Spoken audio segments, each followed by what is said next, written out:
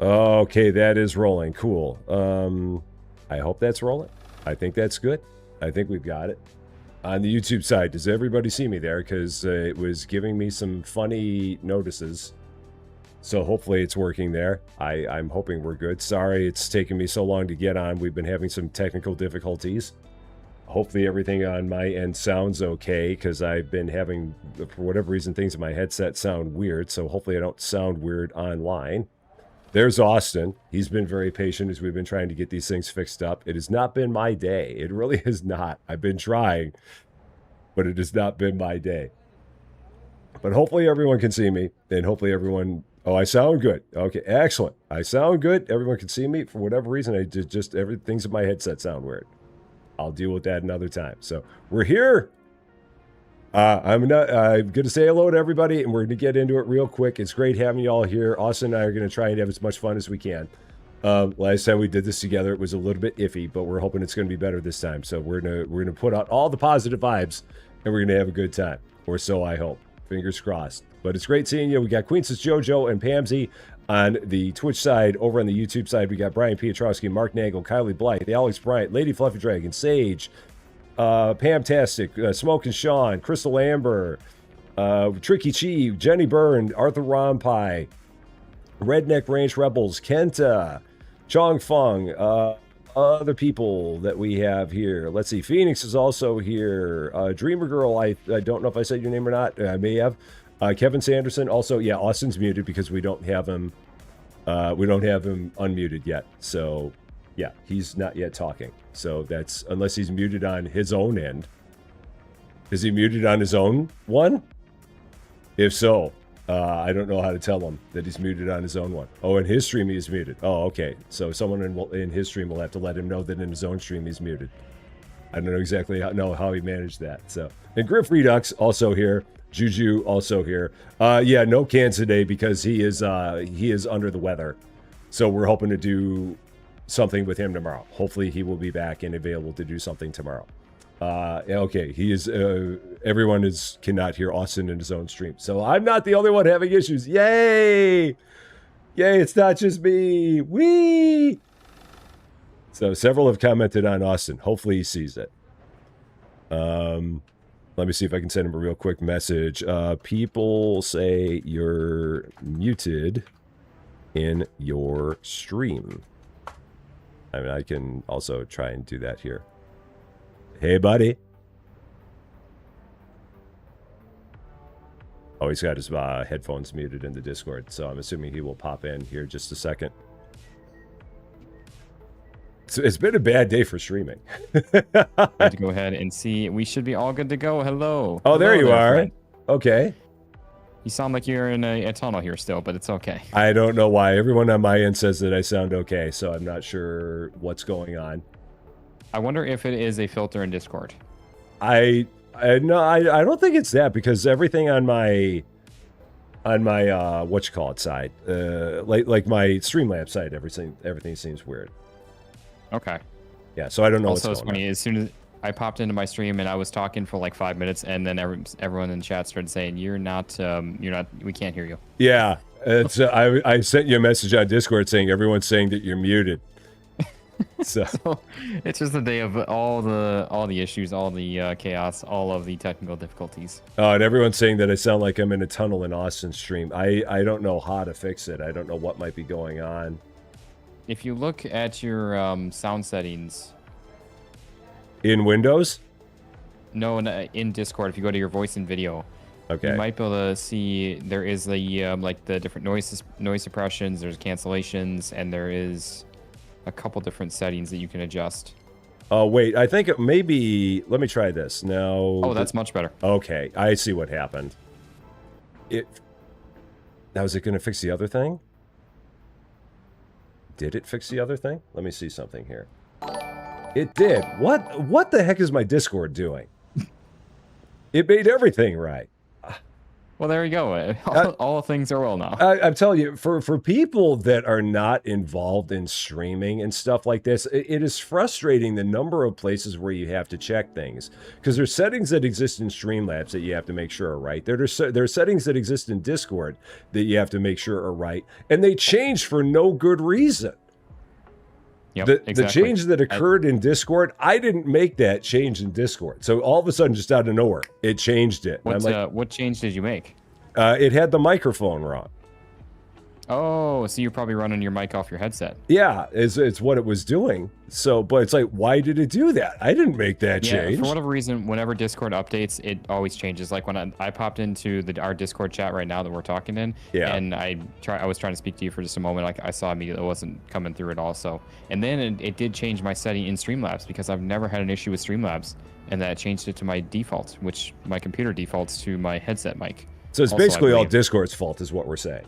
Yeah, exactly. Because I don't ever have Discord on whenever I'm like the only time I have Discord open on my computer is when we're streaming together. Cursed Discord. But Rusty, you're the professional streamer here. You're the full-time streamer here. Oh God, I have no clue what I'm doing, dude. It's all a ruse. It's just completely all a ruse. Absolutely. Rusty is just a sham. I am. It's confirmed. It was funny because there was somebody when I was doing the bowling alley game that looked at me and said, "Yeah, you're just not very good at playing this game." I'm like, "Duh." I'm not good at anything I do. You guys are just now realizing that. 3 years into this, and now you're realizing this now? Yeah. It's like, welcome. You must not have been here all that long. Are you living under a rock where Rusty's mic is? So you've played this since the last set of updates that they did. Actually, you've been the last one to play this, because I did a stream on it. Kind of, you got me back in the bug of it, and then you still did a couple more streams after that. Oh, but you've seen the way that when you pick up a box now, you see where everything goes in storage and all that. So you're familiar with all that, right? As far as it highlighting? Yeah. Saying? Like if you take that box, and if you pick it up, you see where it goes in storage, right? Yes, I have seen that before. You have seen that before. Okay, that was the thing I wanted to make sure of. I have great news, Rusty. So the entire time I've been in this game right now, it's saying connection unstable. Sweet. So we've got great success. Oh man, this game already working great. Oh geez, connection unstable. I don't know if there's anything that we can do to change that. Even like with room settings, is there anything that we can do? Maybe it's Discord. I don't know. I mean, it says that your ping's not bad. Your ping's like 100 milliseconds. So I'm trying to kick you, but it won't let me kick you. Well, it's because I'm the room owner. I know. So I would hope you couldn't kick me. That would be bad. Just destroy everything. Implode the entire thing. The entire thing. I will not be silenced. So what are we going to spend our brand new 20 grand on? Well, let's take a look around. How do we look here? Well, first things first, we do need to turn off all of the DLC stuff that we had and we don't like. Yeah, so you are denied. Denied. Yeah, and we can get rid of it all. So I'm going to go into those licenses, whatever we got that were licenses there, and I'm just going to shut them all off. Yeah, I would say let's get rid of all this crap. Just throw it right in the garbage. Yeah. So let's see. Purchase licenses that were DLCs. Off. And so yeah, the one that was the bread is off. The one that was the ice cream is off. Those are the only two that we got, honestly. That was it. I threw our employee in the garbage too, so. That's fine.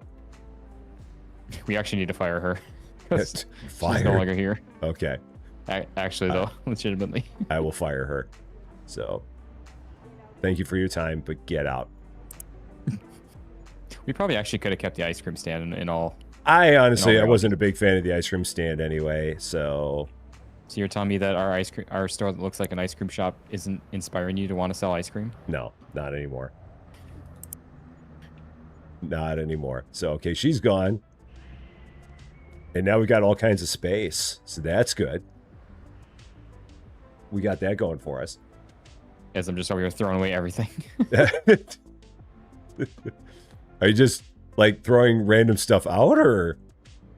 It's all the DLC stuff. Oh, okay. I'm like, what are we doing here? Oh, but it's okay. Just throwing, we're just throwing away everything. Yeah, gotcha. Okay, I'm like, why is he throwing a whole bunch of stuff out? For not actually selling the items instead of just throwing them away. No, that makes sense. Because I wanted to. I cannot be stopped. This is why you brought me back. Yeah. Wait. Ooh. Okay, I will sell this one. There, okay. We got 250 bucks. Excellent. And then what is this behind us? Oh, this is a can of paint. Okay. Got it. Just a can of tuna. Just can of tuna. Very large can of tuna. Extremely large can of tuna. Okay. Oh man, but how have you been, my friend? I know we've been popping into each other's streams randomly every now and then, but yeah, I haven't chatted for a bit actually. No, it's been a minute, that's for sure. I mean, life's been busy for both of us. I know, so. Oh yes. Yeah. For sure. I've been doing good. How you been doing? Doing all right here. It's been busy, especially this last week. Hannah is, as I mentioned before, during when my potential trip to go up north was that Hannah's out of town up in Cincinnati. Yeah. So I've been streaming a ton lately, and it's been absolutely freaking hectic last week with that. Oh, so you are still planning on coming up north then? So that was actually supposed to be. I was actually supposed to be flying back this last weekend. I think so. Yeah. Yeah, I was supposed to be flying back this last weekend, and things changed with that. So probably will be at some point. I just don't know when exactly. Yeah. Well, whenever it happens, I mean, if you're driving through this way, you got to definitely let me know. Yeah. Absolutely. For sure. For sure, man. You gotta make sure that you stop in here, and I'll show you around town and go out and grab some food of choice. And I thought we burned down the town. We could do that too. I don't know how much they'd like it, but we could certainly try. Do we not have? Oh wait, what? What? Okay. I ordered everything. Highlighting something that was already. It's doing. You've got to watch out, because if you can highlight something that is, like, if you are looking at something, it will put highlighting on it. So you gotta be careful with what you're looking at. Oh boy, Rusty. What's up? Sorry. Wait. Oh, what? wait. What? What? Did that change where the labels are up top? Or are they always up above the... They're always up above. They always have been. Okay, I don't know why I was thinking that was down low. No, they've always been up. They've always been up above. Because that was always one thing that confused me too.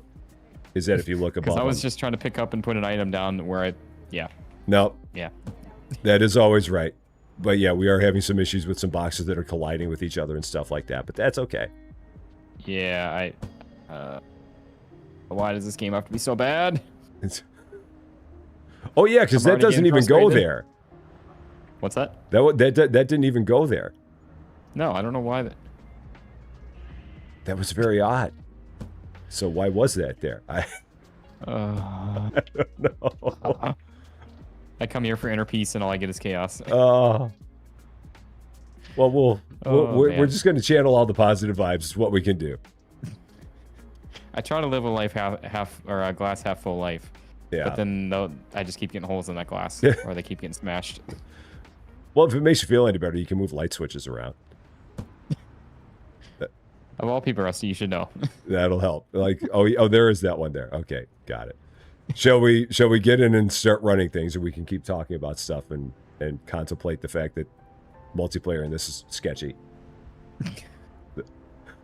Yes, and the worst part, Rusty, is do you remember, like, the first few days everything was actually good, and then it started to slowly break as the days went on, and we're already getting some desyncing issues?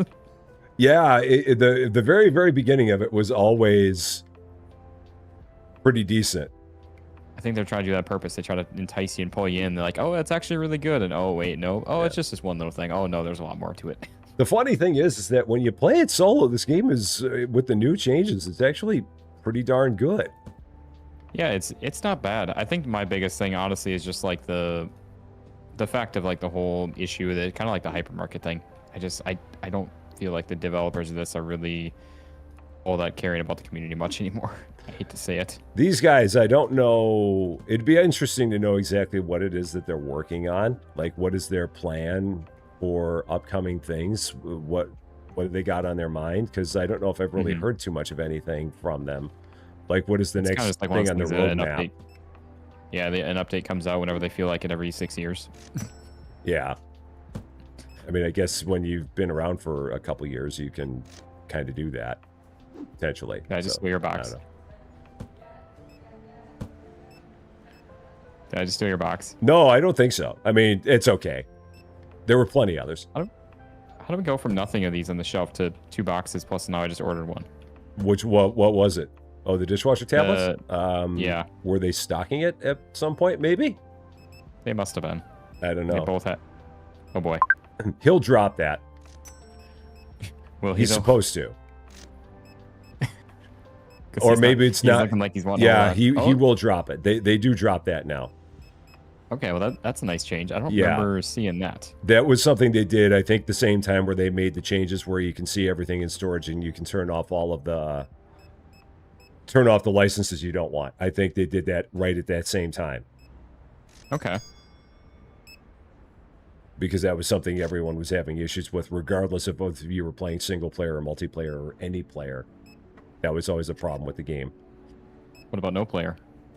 Even then, it was a problem for the game. It was a problem even if no one was playing the game. It still happened. So. Oh, man. Oh, you're going to do that order? My job is rubbing off on me of being pessimistic now. Whoa, what's that? I didn't hear everything you said. I said my job is rubbing off on me of being more pessimistic. Oh, are things not all going that great there, or is it what's up? Oh, it's just people. It's just people, man. Yeah. I'm not a hateful, spiteful person at all, but it's just like some people just have like no regard for anyone else in their life besides them. It blows my mind every single day. It's so bad. I've always said, and I firmly stand by it, jobs are always easy. It's the people that make everything what it is. Exactly. And it's not the people I work with. Everyone that I work with in our office is amazing, but it's our residents, man. Yeah. The people in our community, oh my.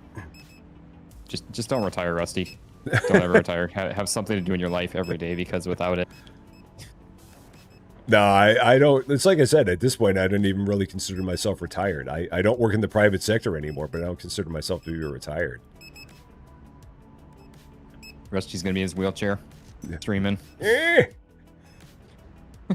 Hi, we're back for episode 597 of Supermarket Simulator, where I start over for the 19th time. So we need to get some people would still love that. Some flour and some pasta and some oil and I remember when the prices in this were so low and now they're so incredibly high. And yeah. And now I'd like to introduce my friend Austin, and you'll sound exactly the same as you always have, but I'll sound like crotchety old man. You won't have aged a bit, but I'll be sitting around. It's like an old man. Queen says Jojo in my Twitch chat just said hitting wheelies. Hitting wheelies in the wheelchair. Yeah, I see. Yeah, Queen is over here. There's a lot of people. Everybody that's here, how you doing? Sorry, I've been not introducing everybody's they're here. It happens when we're in the multiplayer stuff. Did you know that in these orders here, you can like put literally one item in the order and send the order away?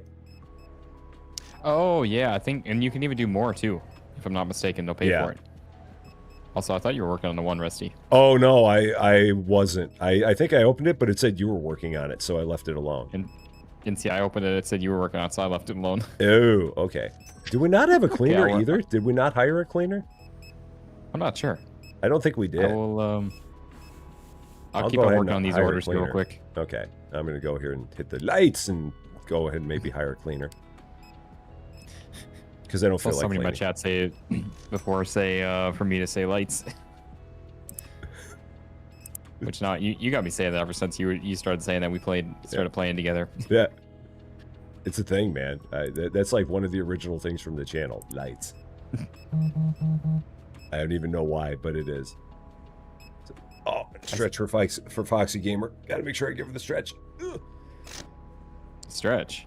It's a Twitch emoji I got. I don't know if you want to decline this or not. Oh, 3 boxes of peanut butter. I mean, we can do that. You want to buy? Okay. Yeah, because the peanut butter is small, so if we overstock, that will be fine. So much stock? It's so much. Nah, that at least fits on the shelf fine without any problem. If it was 3 boxes of toilet paper or 3 boxes of bleach, I'd say no. The funny thing is we go through quite a bit of toilet paper and all that too. That is true. But we'll hopefully be fine then. Okay, but yeah, so like we were talking about before we started here, there was so because you had done the one episode of the bowling alley game, and you had a pretty good time with it in the 40 minutes that you played of it. And the only thing that I can say is after those 40 minutes are up, once you get into like the next level of it, just be prepared for ultimate calamity where only 50% of the game works. Yeah, I truly hope that it maybe gets fixed, but I guess yeah, no, it didn't sound like it was too good. No, I hope it gets fixed too. I mean, believe me, I said it at the end of the stream that I did. I really want that game to be good, and I really think that there's some things in there that could be fun, because the entire concept of like running a bowling alley as a game is pretty fun. But they just did not test this game out all that well before they got started, and there's like just so many things about it that are just. They just do not work right, and you should not have that in a game that you release. It just should not happen. I know it honestly is getting old in our space, I guess, especially in simulators, because it's so easy to. I don't want to say it's easy to put together a game. It's easy to put together something, but it's a lot harder to put together a good game that's worthwhile. Yeah, kind of thing. So it's. I feel like we're seeing a lot of slop that is just being put out, kind of thing, as a quick. Kind of cash grab type of thing, and I hate to say that like that, but I feel like it is something we're seeing a lot. Well, I think the trouble with a lot of games is that there's a lot, and I feel like it's to an extent. I feel like there's a level of complacency that's kind of made its way into everything, where the expectation now feels like it's that.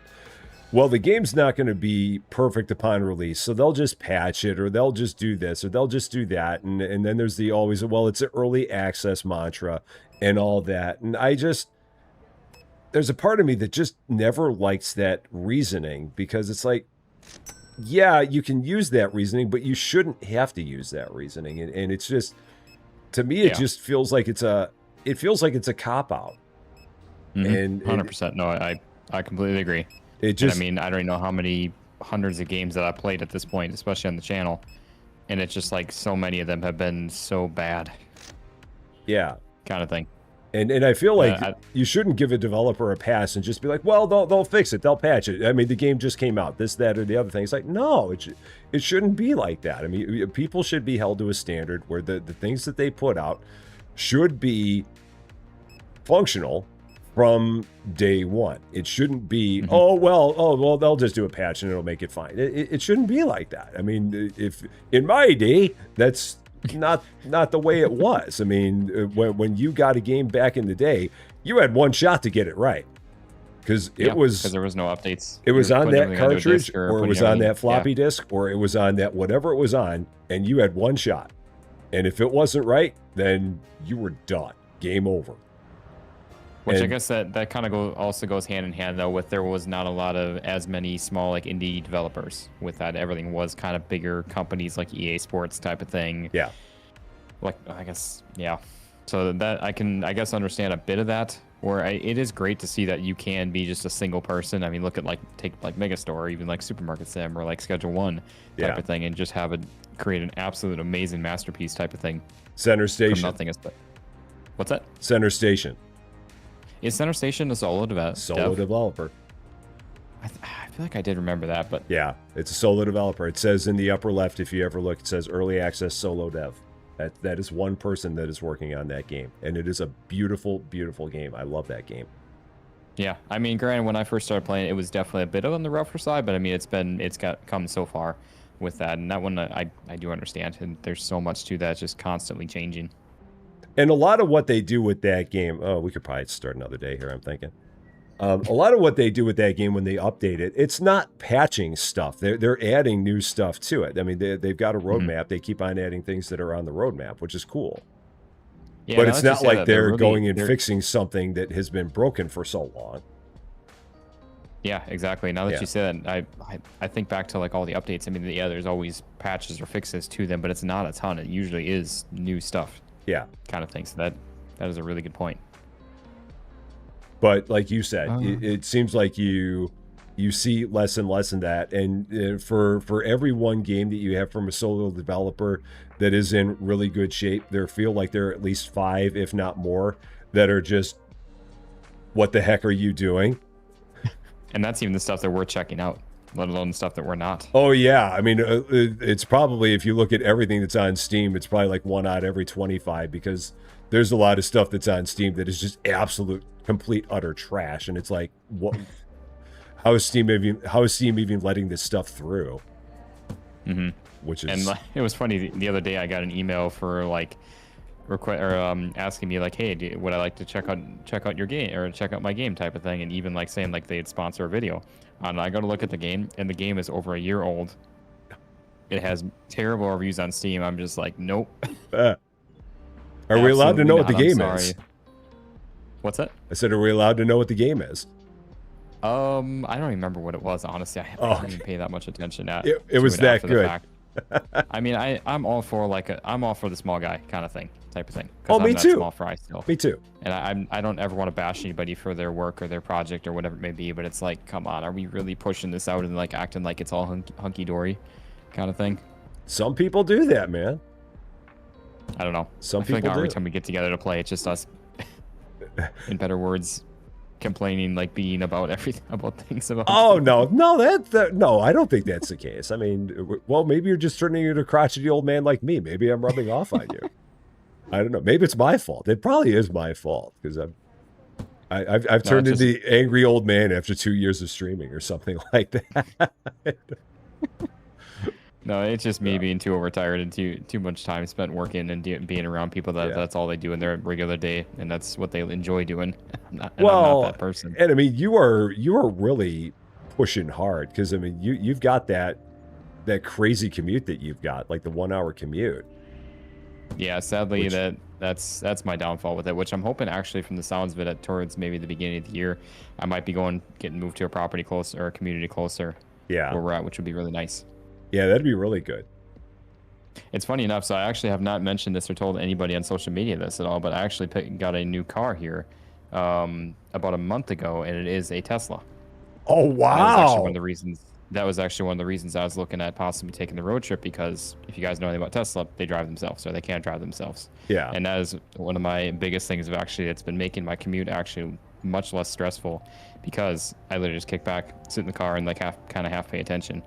And the car does all the work. Nice. You were super fancy over there. I wasn't planning on it, and I'm not like it's nothing like everyone wants to. And anytime anyone brings up Tesla, it's like, okay, it's right away political. Nope, that is not the case whatsoever with that. Yeah. So completely out of that. You're nothing just flexing. With that. But that's it's just. It's just a but flex. No, honestly, the crazy thing is, especially for us, like gas prices for us right now is about $4 a gallon. Oh, it's about the same here. And yeah, I kind of figured it'd be about the same with that. It seems like everywhere besides California right now is. Yeah, we're at $7 a gallon. Is that?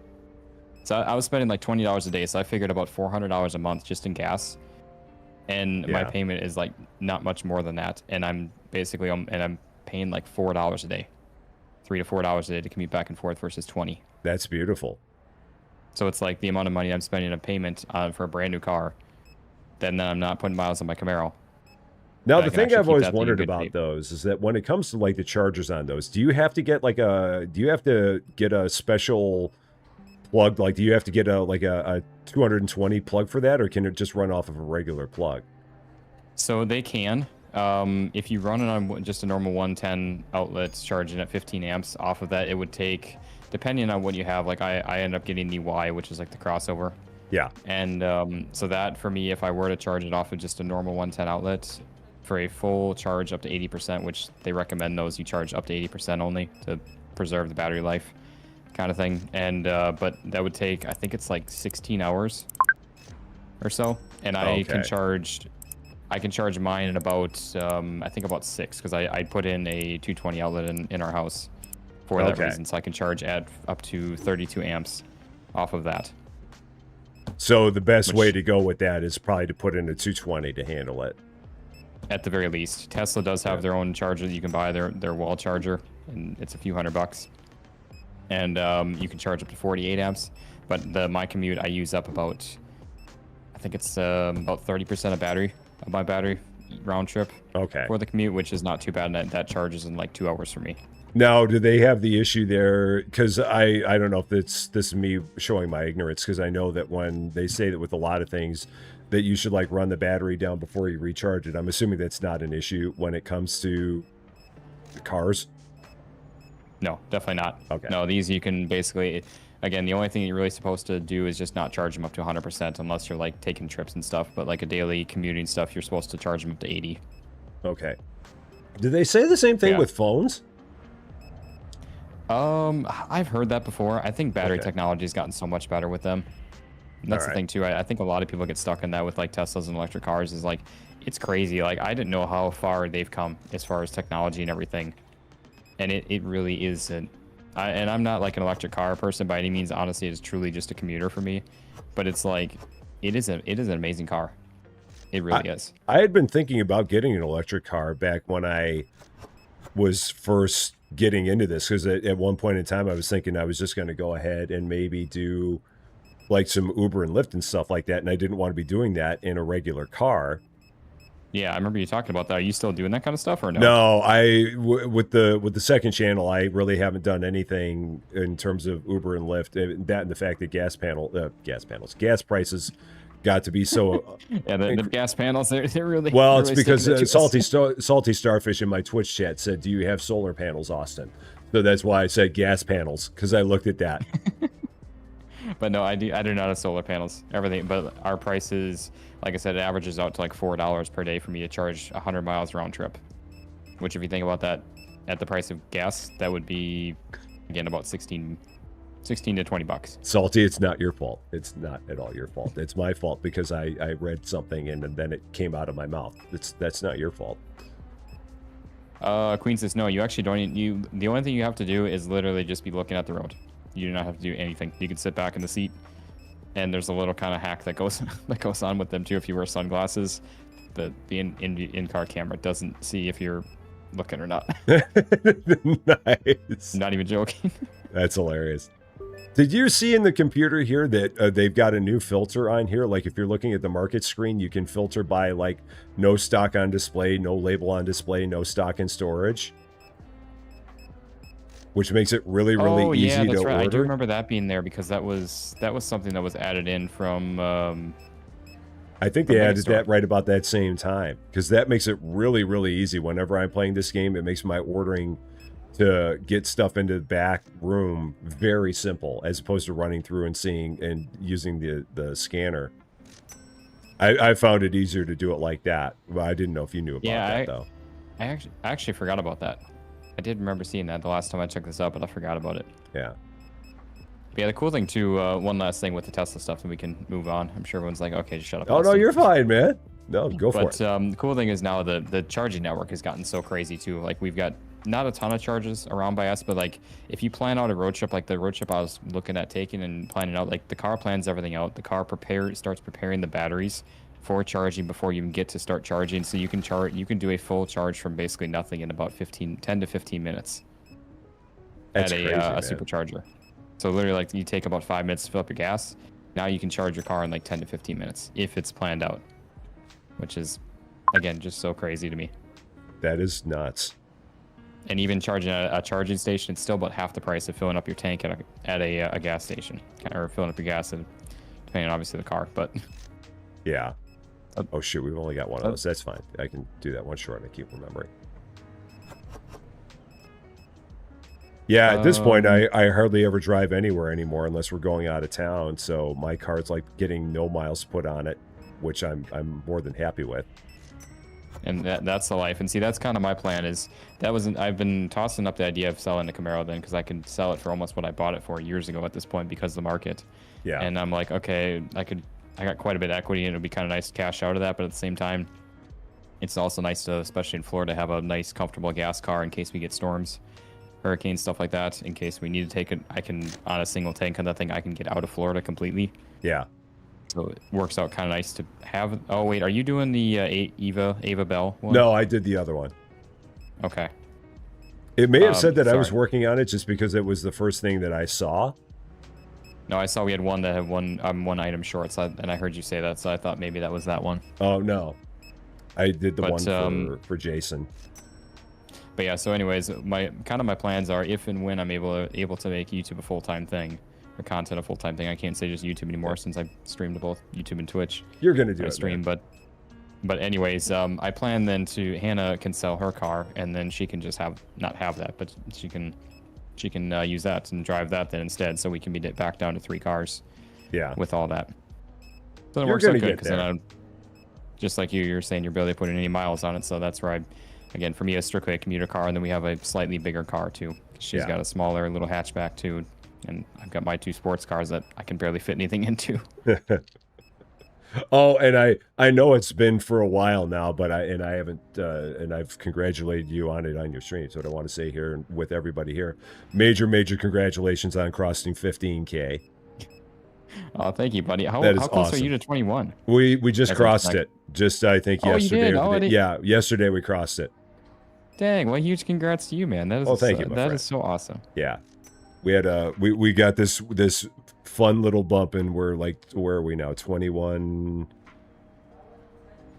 Where are we? It'll pop up in a second when it feels like it.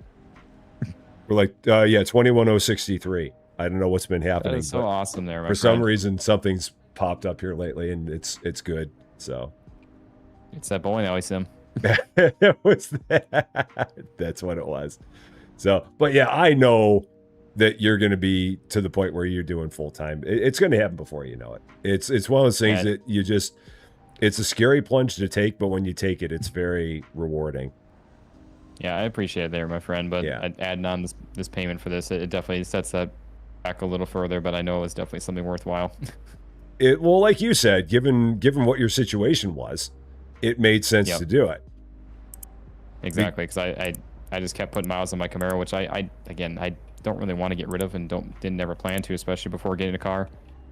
So that's where I don't know. It killed me every time to keep putting miles on that thing, and especially 100 miles every single day, kind of adds to that.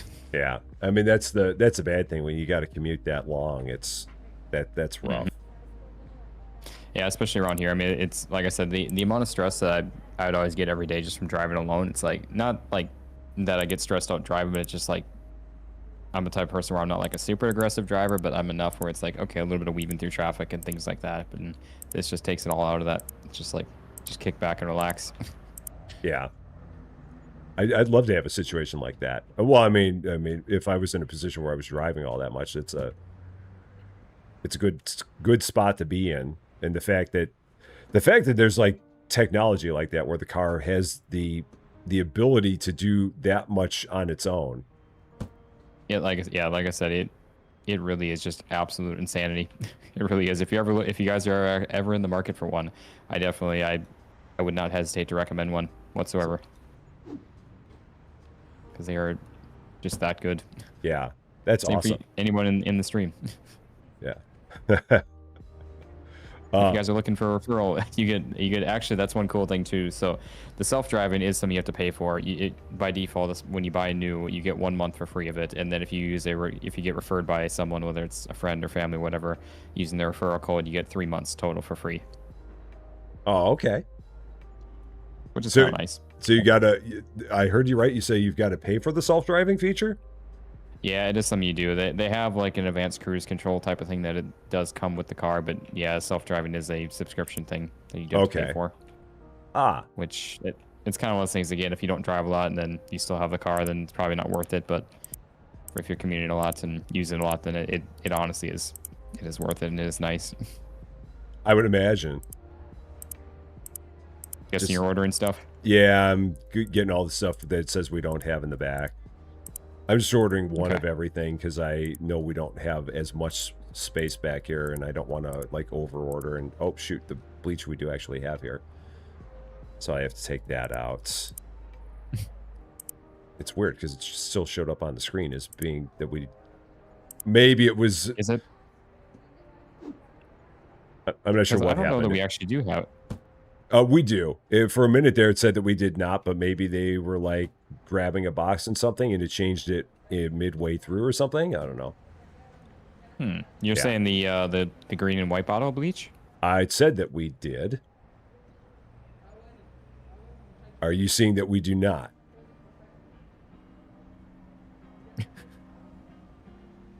We've got some in the store, but that's it. There's nothing in the storage. Huh. And this cheese, where does this cheese go? Do we not have this in the back at all? I feel like the labels or the highlighting is really funny with this in the multiplayer, because I've noticed that many times where it's not highlighting. Oh, yeah, it's for whatever reason it didn't highlight the one cheese label. That's odd. That's the first time I've seen that happen. Everything else has been good so far. It's all my fault. Of course. I'm just going to blame me. Because I'm an easy target for myself, so that works. I'm good with it.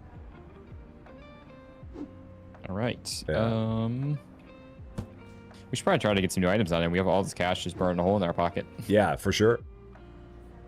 Whatever we're looking at here.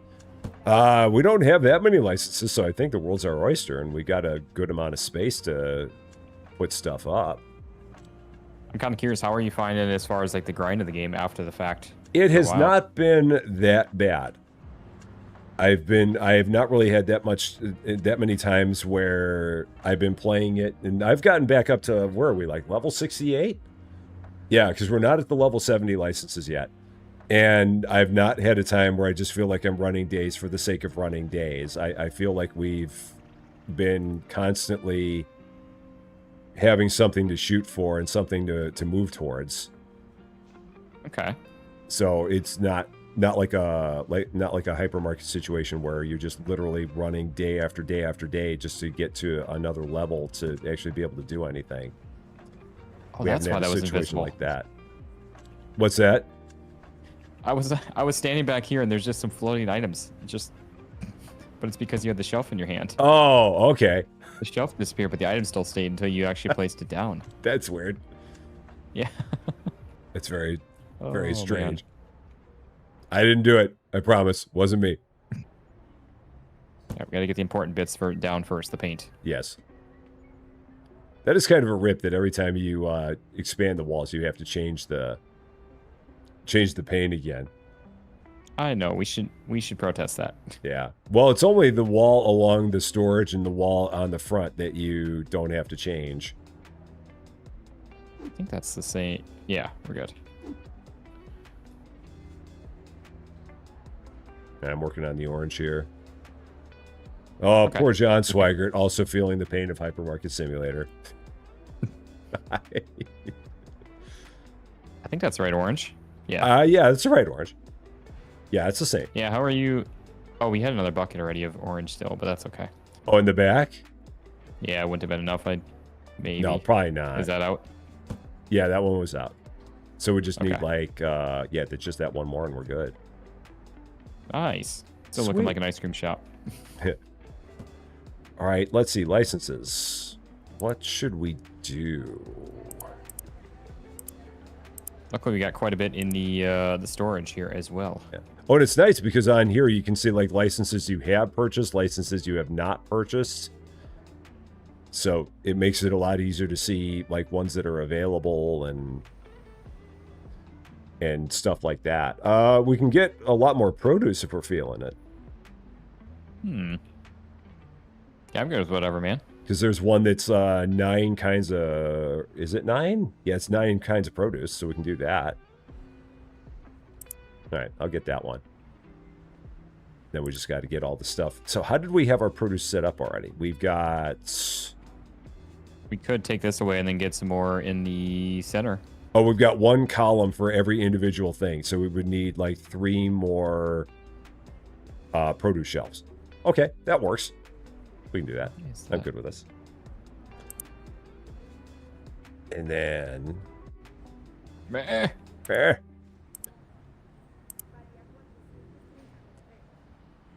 All right, so let me do that. So there have been any games lately that you've played that you've been a fan of?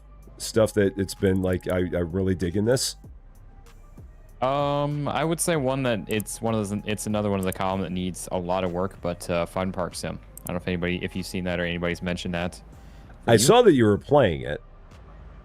I don't know. I always enjoyed those types of games growing up. I was huge into roller coaster tycoons. That kind of scratches that itch of a game like that. But yeah, I'm trying to think. Oh, I don't know if you've checked this one out yet either of Police Chief Sim. I played it back when it was like it might have been out during like Steam Next Fest that they had it. So I saw that you had done an episode on it, but it would surprise me because did they update the demo? They had the prologue of it before, I think it was. Yeah, maybe the prologue before, and now it's the demo. Okay. Oh man, and I can get on a high horse on how I feel about that too. Yeah, I do agree. I will say it's about 2 hours of gameplay on the demo this time around, and it is a lot of fun. It is so good. Yeah, maybe I'll try that at some point. It's like, why do you have to go from a prologue to a demo to the release of the game? It's like, seriously. Yeah, I will definitely agree with that for sure. Yeah. It is a bit strange. And also, honestly, another one I've been having a ton of fun with lately is getting back into Plant Nursery. That game has been so much fun. Yeah, I will say there's not a ton of change, at least from what I've seen with the full release, but just like getting back into it because I never got close to finishing it beforehand. And it's so darn good. I think that most of the stuff that they added is all like, all kind of more end game stuff. Because like they added the boutique center, and that's an end game thing. That's right. I was actually kind of surprised by that. How close are you getting to the boutique if you haven't already got it? I'm not there. I think I'm still only in like the level 30s at this point, so I'm quite a ways away from it. I will say the trinkets that you get that boost up your XP. Oh my. That is like the ultimate changer for that game. It was starting to get kind of boring for me. Yeah, it was starting to get kind of boring for me until I didn't realize you ordered doubles of things. Yeah. No, it's all good. But yeah, until I unlocked those. I'm just fixing all your mistakes. It's fine. Nothing new. just another day. But yeah, those trinkets that are in that game, they make a world of difference. Like, cause for the while, like until I unlocked the first trinket that you got a boost of you got an XP for harvesting plants. Until I got that, like it was taking days just to get one level, and then as soon as I got that, I was getting multiple levels a day. Well, with the way you've got your greenhouse set up in that game, man, you're like an absolute greenhouse madman. I will say it doesn't actually currently take all that crazy long either per day, which is really nice. Yeah. Well, I just find it funny that you have your greenhouse completely filled up with the tables in it, like no room at all to walk, and it's and you did it as a conscious decision. People doubted me too. They said it's not possible. They're not going to get to it. And I proved them wrong. Yeah. Well, I guess there's no collision detection in there, so that's all fine. I mean, technically, your own character can walk on through it too. Yeah. It's just very tight. Oh, I would imagine. I'm excited to see what that greenhouse looks like fully expanded together. Oh, these are onions. Okay, cool. That is, so we've both done that one. All right. Yeah, like if you have once you have them all unlocked and then you do the massive one. I think Cozy has that. Oh, really? I'm pretty sure she did that because she's been playing that game for quite some time. Well, I think she actually finished it. Stream, I think during the stream last night, I just got to level 40 something. Okay. 45, 46. Yeah, so you're way ahead of me because I'm only in the 30s. I need to get back to doing more of that one. Honestly, like I said, it is so good. Yeah. It's those trinkets.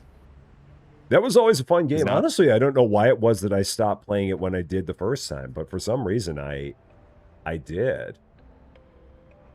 I think for me it was because the game never really did all that well in videos or streams, so it's just like, okay, unfortunately, I would love to keep on playing it because I enjoyed the game so much, but I just can't do it, unfortunately. No, I get that. That happens. That's one of those things that I talk about it all the time on this end, where people ask me about a particular series. Like I had someone who just left a comment in one of my episodes on Deep Corp and asked me if I was going to be doing more with that game because they really like it. And I'm like, the last episode of that just did so absolutely poorly that I couldn't really. I'm in a position where I don't feel like I want to keep doing it because it's just been. I mean, yeah, some people are watching it, but not nearly enough, and so. Yep, and unfortunately, I mean, I'm sure a lot of people do understand, but some people might not. But it actually hurts your channel more than it helps even just posting a bad video or doing a bad stream because YouTube, the way YouTube's algorithm is, sadly. Yeah. YouTube is a bit of a beast at times. That's where honestly I've enjoyed getting into the Twitch game more. Not that I'll ever take away from YouTube, and YouTube will always be my primary source of content, but yeah, it's been honestly refreshing to stream to both Twitch and YouTube together. Things for me on the Twitch side have really, that's honestly, since I've gone to doing things full time, Twitch has really been the thing that has been a major change. And I feel the same way, where I'm always appreciative of everyone I have on the YouTube side. Always have been, always will be. But the amount of change that I've seen and the amount of growth that I've seen on the Twitch side has really surprised me. That was awesome. I mean, case in point, like I think the bowling alley simulator that I did earlier today, I looked at it and like the average number of people I had that were watching that on Twitch was like 35. And you go back a year ago, I didn't have anywhere near 35 that were watching anything. I was lucky if I had 10. That is awesome. Yeah, it's really great, and it just feels like it's continued to grow as time has gone on, which I'm always so happy about that, because it's like I always say, if I have the opportunity to have more people that are part of the community and people only know me from Twitch, that's awesome. It's really great, because it's just people who don't know the channel from YouTube necessarily, but they're seeing us for the very first time from Twitch, and hey, it adds to an already wonderful family and gives us more people in it. So yeah, exactly, because there's a lot of people that only watch content on Twitch, and same for only watch content on YouTube. Yeah, and so you get to kind of collide those worlds together, and then sometimes maybe they cross over type of thing where they'll go and watch something on more than one platform instead of just the one if it's the right creator, which is cool.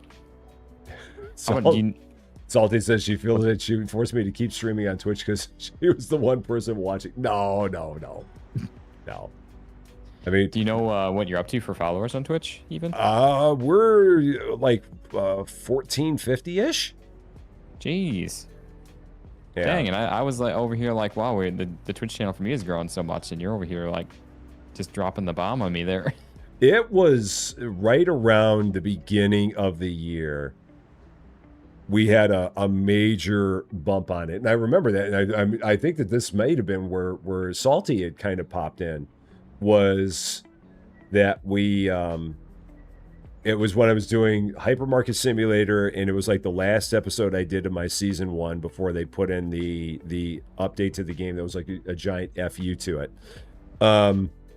But in that episode, I was playing, Cans was doing his halftime thing where he plays one game and then he takes a break and then he plays his other game. And in the middle of that, he had my hypermarket stream on.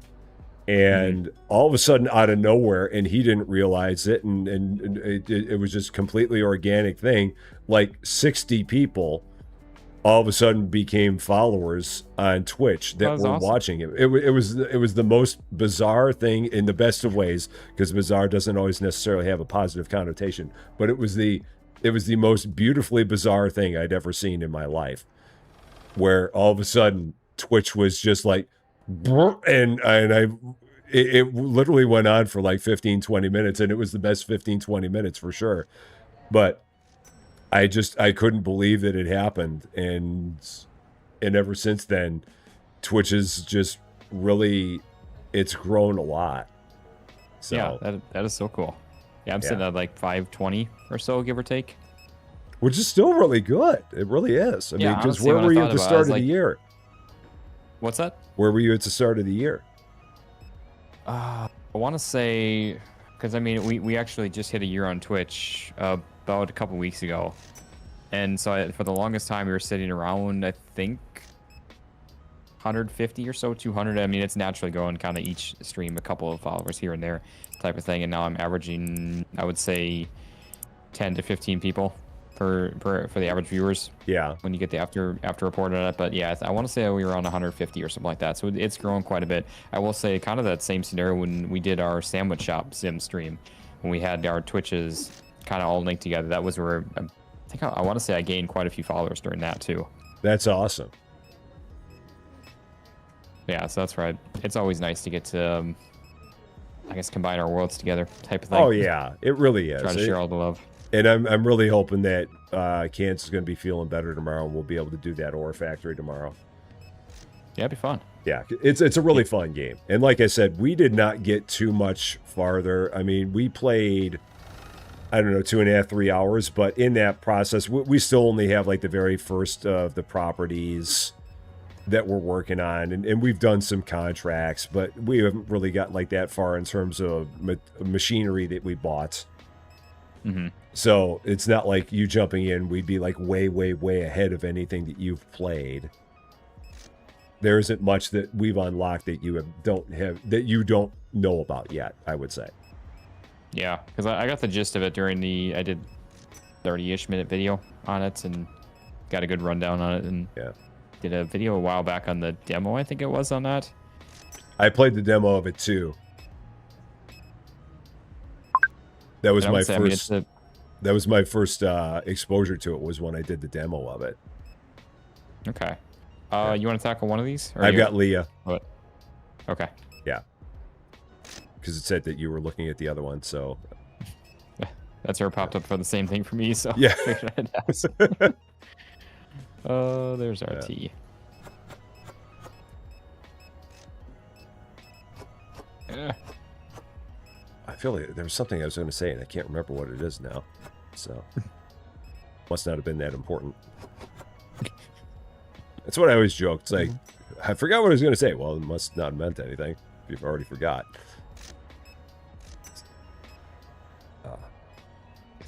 Wait. Okay. What? Anyways, yeah, I'm trying to think though if there was any other co-op stuff for us to check out here. There is, I mean, there's a few things that are kind of out. There's another one of those games, kind of like the librarian game that's coming out. It's coming out later this week called Toy Keeper, which I believe has a co-op aspect to it. How did you enjoy? Also, that was, I guess, another good one. Another good game that I've been played here somewhat recently was the Supermarket Chaos. Love it. What do you think of that? How do you like that? Yeah, love that one. I would say it's another nice, like, chill game to just kick back and play too. So chill. I did 2 different episodes of it, like 2 different fall asleep episodes of it. And I'm not gonna lie, I'm kind of surprised you didn't stream it, because I had a lot of fun streaming that, just chatting with people. I felt like there was a part of me that thought about doing it, but then there was a part of me that really wanted to do it just because I did the librarian game as a fall asleep kind of thing, and so I did that one as a fall asleep one as well, and it's been great. I mean, it's been very well received, and there's something just cool about the entire fall asleep one where you can just, I mean, you're just kind of taking it easy. Everything's nice and low key. Not feeling like you're pushing all that hard on anything, and that's another fun part of it. And I know there are a lot of people that like that kind of style, so that was another reason that I wanted to go with it. Mm-hmm. So, Lady Fluffy Dragon, have a wonderful night. I just saw that you said you're heading out, so. Oh, yeah, have a good night there, lady. So it is office day for her tomorrow. I'm putting some more lights in here, so whatever that order that was that came through, I didn't see it. That's fine. I can take care of it. Yeah, okay. I forgot about it. I expanded a bunch and then no lights. No, that's all good. I might need to buy another 1 or 2. Do I need more? Let's see. I'm going to get a couple more just before we run out of time here, just in case I need them. Yeah, because, you know, we can't buy stuff after hours. It's blasphemy. It is. How dare you? What are you even thinking? They're both all the way down the road. Run! We don't have any kind of vehicle in this game. We didn't even buy the skateboard, I guess, in this one. Yeah, I don't think so. That was something I always rolled around on, was the skateboard. That was my go-to. Oh, yeah. Anytime I did anything in here, it was a skateboard. All right. I can run one of these, so I'll run one of them. Man, how many expansions did we unlock? It must have been a bunch. Yeah, I spent quite a bit on expansions. Well, I know you. I was gonna say, I mean, at this point now, both you and Cans just make fun of me for it, so I got to live up to it. It's what you do, man. We all have our thing. You just I become the guy who like tries to keep everything in order. You're the guy who spends all the money. I don't exactly know what Can's specialty is yet, but he's got something. He is the I don't want to say the loose cannon, but like he's the blow up one. He's the free spirit. Yeah, there you go. That's a good way to put it. He's the free spirit of the group. A very free spirited guy. No, I love his rants. I'll watch every one of his videos that oh man, has on rant stuff. There are a few things better in this world than a good quality Cans rant. He'll get off on something and it's just like, yeah, here we go. He's on it. My grid is stuck on right now. You're on the ceiling? On everything, basically. Really? On all the shelving, the ceiling. Oh, well, maybe when we end the day, it'll go away. Just because I put down that bag on the ground. Oh, that's weird. Oh my. Maybe go stand outside and it'll all go away. Oh, guys, it's a $40 game. What are we doing? Well, who needs a functional multiplayer? I mean, what fun is that, dude? Oh, I need to grab another bottle of water real quick. I'll be right back in 1 sec. All right. I'm going to actually run for a second myself so everyone can just sit here and watch everything for a moment. So, yeah, I'll be back as well.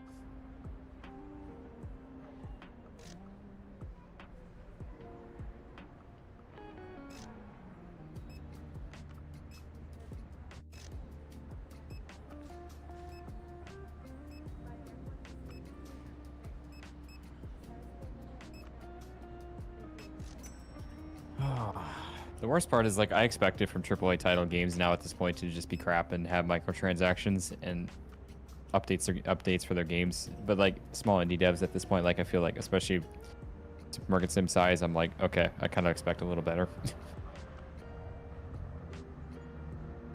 The roles have been reversed.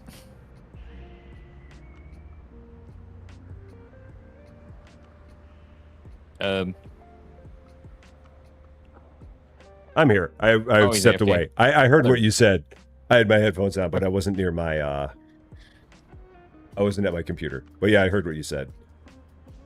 It is interesting how everything has changed. Yeah, it's a weird, odd world that we live in now that the roles are reversed. Where the indies seem like they have all the power. Yeah, exactly. Yeah. I mean, you look at the you look at the analytics for Steam, or like any other big platforms, whether it's Xbox or Sony, and it's just like you see that it's like mostly small indie dev stuff. Well, and it's the crazy stuff that just comes like out of complete left field, like freaking Mecha Chameleon. Yeah, that's right. That's a good one too. Have you seen how much revenue that's brought in? Oh my gosh, it's insanity. It's even crazier than Schedule 1. And just such a simple game on its face, but just the thing took off like absolute wildfire. And the crazy thing is, I think it's only like a $5 game, but it's sold millions of copies already. Yeah. It's just, I think it's just because the concept of it is so absolutely simple, but at the same time, just is brilliant because it's something that anyone can pick up, and it's a fun game. I've never played it, but I've seen plenty of coverage of it, and it's just... I was actually tempted to post in our chat asking if you guys want to play that. The only thing about that is that would be... If we were just playing that for funsies, or if we were just all playing that only on Twitch, I think that would be fine. But if we did that and did that on YouTube, YouTube would lose its mind. They'd be like, what the heck are you doing? Again, I was thinking just like I guess, yeah. That just goes back to the way YouTube is. Mm-hmm. That's something like that you can definitely pull on Twitch, and you can do that. But on YouTube, no. And that's where I've gotten questions asking like, hey, are you going to play GTA 6? And I'm like, heck yeah, I'm going to, but it's definitely, I shouldn't say definitely, but I'm pretty much at this point planning on doing a Twitch exclusive only stream for like a week straight. That's the smartest thing you can do. The campaign, at least. Yeah, absolutely. If you're going to do that, do it only on YouTube, do it only on Twitch, because if you do it on YouTube, it's going to nuke you. Yep, exactly. Which a lot of people don't necessarily see that, and it's not me saying that that's a bad thing, or that people are. It's not me saying anything about people, but that's the way that YouTube is. Exactly. It's unfortunate the masses of that, and it's the analytics that the viewers don't see. I guess the backside of it, of the content. And that's one of those things. Like whenever anyone asks me about YouTube and says like, "Yeah, I'm thinking about getting started. Well, what do you think I should do?" And I always say at the beginning, it's like, just have fun, man. Have a good time. Dance like nobody's watching, because it's very likely that at the beginning nobody is. But if it's something where you're looking to turn it into something more than something fun, that's when you really have to start thinking about some kind of strategies and like building a consistency and kind of sticking to a particular theme, because there are very, very, very few people in the space that can have a channel where they can play anything they want, and it's going to be just fine. And I think that's like, for me, that's the ultimate goal to get to eventually, of just like, okay, I can just play whatever game, whether it's Call of Duty, whether it's I don't want to say stupid, but a simple simulator, whether it's whatever it may be, and it just, you can do, just like you said, just fine with that. That's like, So your goal is a gold button, basically. Speaking of the button, the play button here, I see Cans is getting close to 75K, which is crazy. He's getting there, man. Close. He really is. But yeah, I think that would be, at least for me, because not even that, again, like I always say, I don't ever want to strive, or not that I guess I guess every creator wants to be, okay. Yep, this is great. What's the matter? Are you stuck? I'm about stuck. So what happened was I picked up, is there a box sitting right here of tuna for you? No. Just out, like right where I'm standing, right here. Oh, you're standing on nothing. Yeah, exactly. So I picked that box up. I was stocking it, and then a worker came over and took it out of my hands while I was stocking it, and then I had like a box stuck in my hands. Okay. And I had to like put it down, and now I can see it on the ground, but I can't click on it. Oh. Oh no. So I don't know. But yeah, as I was saying, like, not that I mean, every creator, I guess, wants to be as big as you can with it. I love where the community that we have that surrounds us with this is where it's at right now. I'm not going to say ever take that for granted, but I don't know exactly, I guess, where I was going with this. That distracted me. Squirrel. Don't look at chicken. No, just talking about the entire thing with what were we talking about? Gosh, I'm like total old man. Won't be able to play anything, I guess. So, but just playing whatever you want on your channel, and the silver button and things like that. Yeah, that's what we were talking about. But yeah, it's like, I guess I would love to get to that point where you can just feel comfortable, and like, again, not that I ever want to be like this super popular, like huge celebrity on YouTube or whatever it may be. That's not my goal with that. I guess want to be able to make some content, if I can make a living off of it, and just, I guess, feel comfortable to know that I can play whatever I want or post whatever I want type of thing, and still be able to maintain that same just normal living wage, I guess. Yeah. Kind of thing.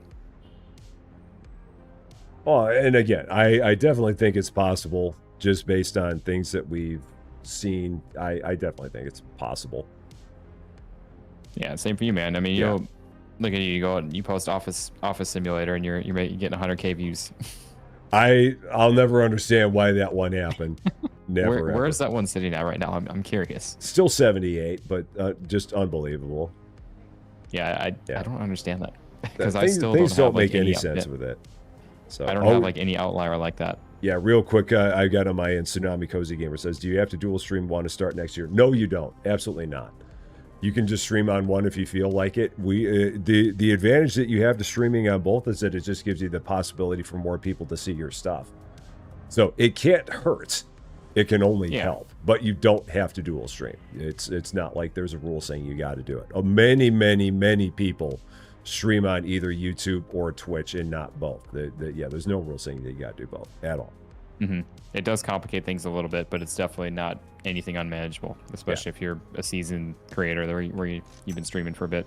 Yeah, and a lot of it really depends on like what kind of streaming software you're using and things like that, because some streaming software makes everything very easy to dual stream.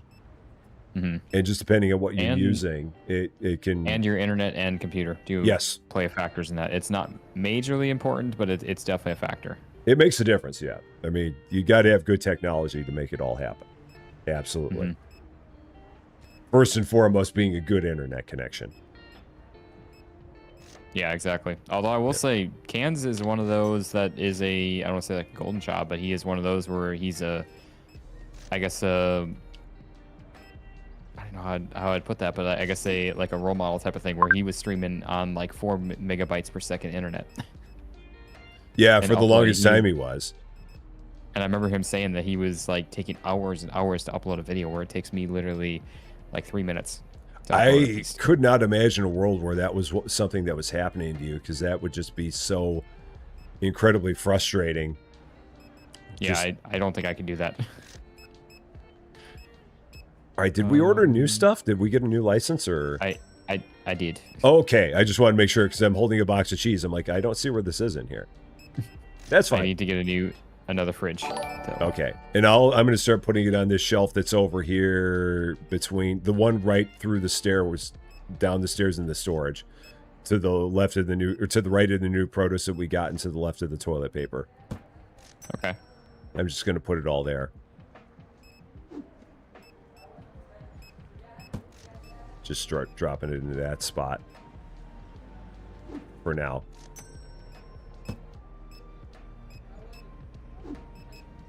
Yeah, I think that for me, I would love it.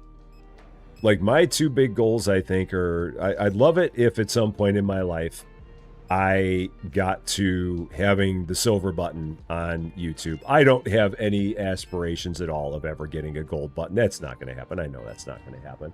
Hey, don't say that, buddy. Man, no, you'll get there. No. This channel's never going to get to the point where it has 1 million subscribers. No way. I mean, I can only hope that we get to 100K. 100K would be beyond my wildest dreams. But no, 1 million. I have no delusions of grandeur that we're ever going to get this thing up to 1 million ever. Shoot, I forgot about pricing. So I think that's one of my big goals is that, and then I'd love it if on the Twitch side I got to the point where we made it to Twitch partner and we were streaming every time to 100+ people on Twitch every time that we did things. That would be, to me, if I got those two things, I think I would be able to say that I've done something really good here when it comes to being a creator. I think those would be two really big things for me. I vaguely remember Can saying that when he became Twitch partner, that made things more complicated for him because you have to like maintain a certain number of streams per month or something, or within a certain like period and everything like that too, kind of thing. I don't know. I didn't read anything about that, so I don't know if that's actually the case or. I'm also surprised you haven't commented on my placement of. I figured this was just all the work in progress, so I wasn't sure what you were planning on. No, it's just me trying to cause chaos. Okay. I thought maybe you were just like hypothesizing where do you want to put some things, and so I'm like, okay, he's still working on things, so I'm not going to worry about it. But yeah, I don't know why. I vaguely remember Cans talking about that, but I could very well be mistaken on that. I don't know, because I'm not at that level myself, so I don't know what it might be. Oh, we got people complaining that the scale line's too long. All right. Oh, yeah, that's right. As soon as you get more produce, everyone starts buying even more. Oh, I'll go ahead and buy a second scale. No problem. We could just tell them to shut up. There is that. Oh, God, I was doing that so much today in the bowling alley game. Okay, back over there. Where is that fridge? Or the scale? Where is it? Why am I missing it? Trying to take care of our online orders here real quick because we got a lot that went up and one of them is just about to expire. Oh, okay. That's the nice thing is that those online orders at the end of the day, the timer stops on it. Oh, no. Are you in trouble? We might lose this one. Okay. Oh, there's the scale. I'm like, 20 what the seconds heck is across this the map thing? because I went the wrong way. Oh well. No, no, Rusty. I will not let it happen. No. Ah! You're like, I must do every online order. I must. Yeah, I'm not getting there. Enforce that. Okay, fine. well. Yeah, it's all right. Oh, yeah, Sorry we're going to that. need another helper if we have the other scale. So, all right, I'll hire another helper here, too. Yeah, I think for me, I understand why you're saying that the way you are with it. I do understand. Like, I don't feel like the channel ever could get to that point, but at the same time, it's like you never know, man. I mean, people gain how many subscribers in a single day sometimes, just depending on the situation, I guess, kind of thing. Yeah. So you really that's the crazy thing with social media. I mean, you can have one thing that just makes you absolutely just go viral and blow up, and then there you have it, kind of thing. That happens with a lot of YouTube creators, that's for sure. Where it's just one thing out of nowhere, it will get them six digits in views, and it's like, and again, there's like no rhyme or reason to it. Yeah, 100%. Like for Cans, I mean, that's not. I mean, Cans has obviously got all the followers that he has, and I mean, everyone knows him and loves him. But the thing that was really, really made me so happy to see was that on his second channel, his Cozy Cans, he did that one video for Inconbini, that one game about running a Japanese was it like a Japanese supermarket kind of store, and he did his first video of that on his second channel, and it got like 160,000 views to it. Dang. It was just like, holy cow. And on the second channel too. Yeah, I know it's on his second channel, which has like 6,000 subscribers. Dang, yeah, that is awesome. It's crazy. Because I know, I don't know if it's his highest video to date, but I remember he had over 100,000 views pretty quickly on one of his like water park sim. It might be his second, because I think that his best is a water park on his main channel, where I think he got over 200,000. Is it up to that at this point? I remember it was like 120 or something like that within like a week of him posting it. Yeah, let me check it out. It was just like it reaching like 5 stars or whatever I think it was, or something like that. Yeah, he had one. If I go and look at his channel, view channel, videos, popular, just want to be, 248,000 for his 5-star water park simulator tour. Jeez. And then he had one from 4 years ago, day one of a game called House Party, when he was a fresh-faced, younger-looking lad, and that had 208,000 views. So that Inconbini is his number 3 ever. Yeah, that is awesome. Yeah, and that's one of those, I mean, what made it happen? Nobody knows. Just YouTube being YouTube. Yeah. It decided on making him popular that day. Yeah. Like, why is it that one Office Simulator video, which was the 3rd time I played Office Simulator, why is it that time it got 78,000 views when it's the 3rd time that I'd done a first look at that? Yeah. And no, I don't know. I don't even claim to know. Where did you put all them? You said you put them where in here? I put it all right here. Okay, that's what. Yeah. Oh yeah. Okay. Yeah, it's all right here. Okay. I'm gonna take care of these online orders while you're doing some things. That's actually what I was working on here right now. Oh, okay. I got Kayla already. Oh, you got here, Kayla? Okay. All right, then I'll... Okay. Yeah, that's why I needed that brown sugar. All right, then I'll do Bryce. I got Bryce here. Yeah, when I looked, like my highest viewed video right now to date is still a supermarket together at like 26,500. And then I got a couple that are behind that at like low 20s. Yeah. So it's like I don't have like any like super crazy high outliers. Everything kind of just tumbles down from there. And that's the thing. It's like, what? I don't know how it is, like you said, that YouTube decides that something is going to take off and go crazy. Mm-hmm. And I wish I knew. I wish I had any idea as to what did it. Just gotta start watching Mr. Beast. I guess. I don't know, man. You're working on Graves? Oh no, I'll go take the other one because those are the only two that we have left. So I've got Bryce Rowley's here. Okay. It's not letting me open up my map for some reason. That's probably because you have it out still. Oh, that's why. Yep. Thank you. Yeah, you gotta put it away first. That makes Put sense. it away, Rusty. Put it away.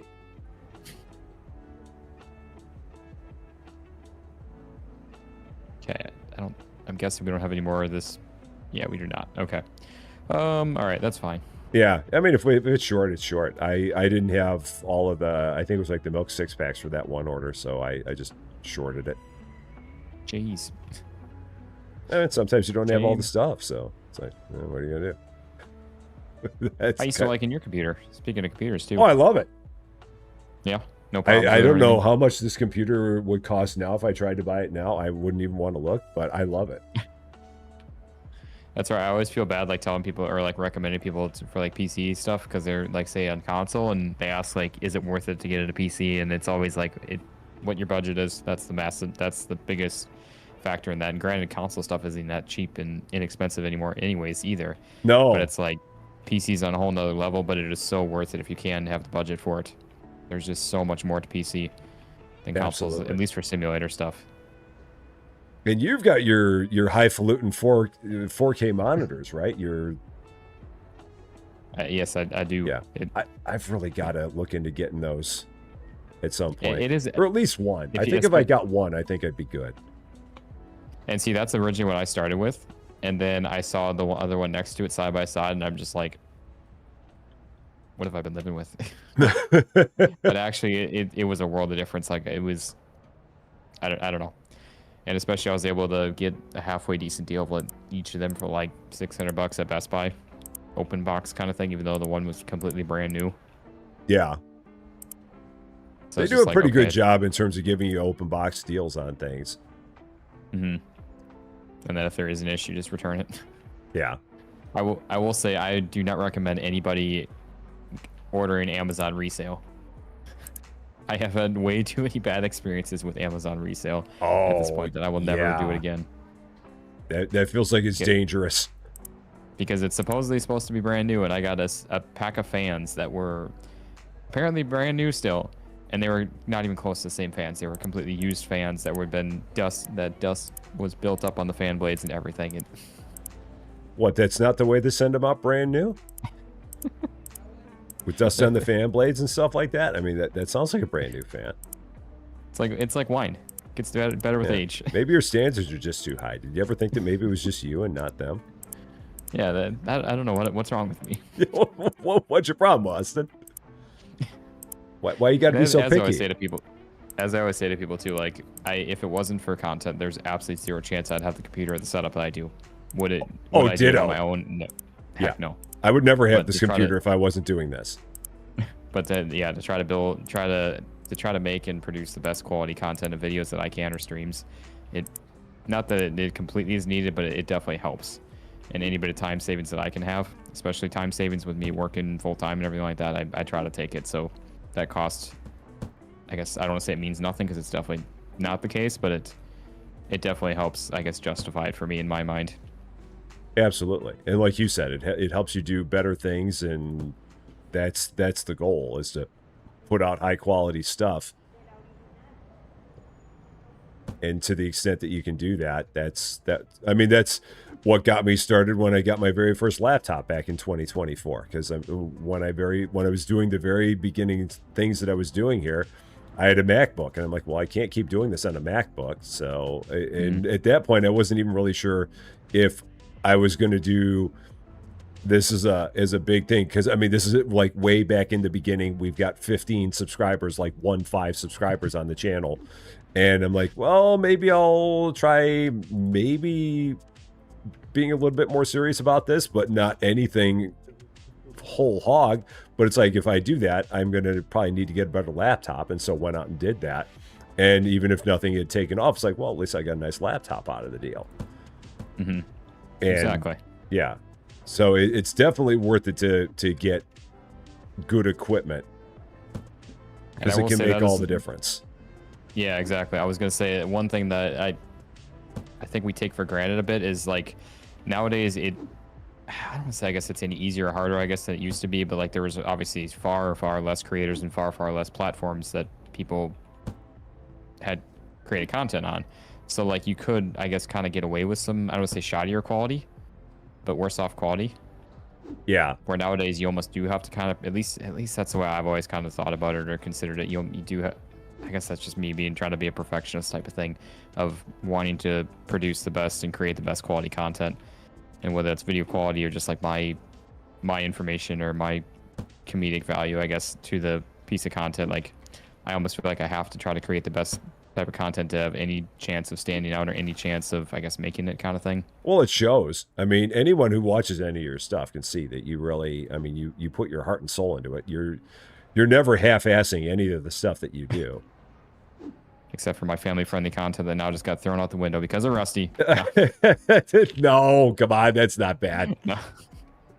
Come on. No, I do appreciate that, my friend. Yeah. I see, that's the thing is, I always, every time, obviously, I'm going through and putting together videos and rendering them, everything like that, I always feel like I'm always so quiet in my videos. And like for me, I'm like, in my mind and what I hear, I'm always so loud.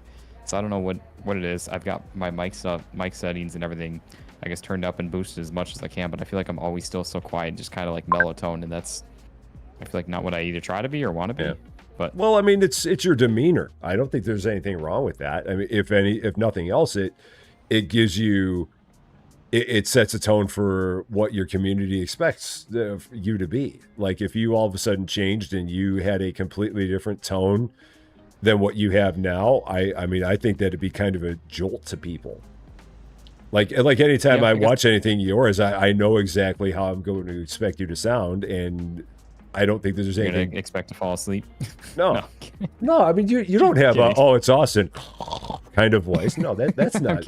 No, that's not it at all. I mean, it's. And see, I don't take it to heart, but I've had like a few comments in the past tell me like, oh, you are just the most boring person to watch on YouTube type of thing. Your content's so boring. You sound so.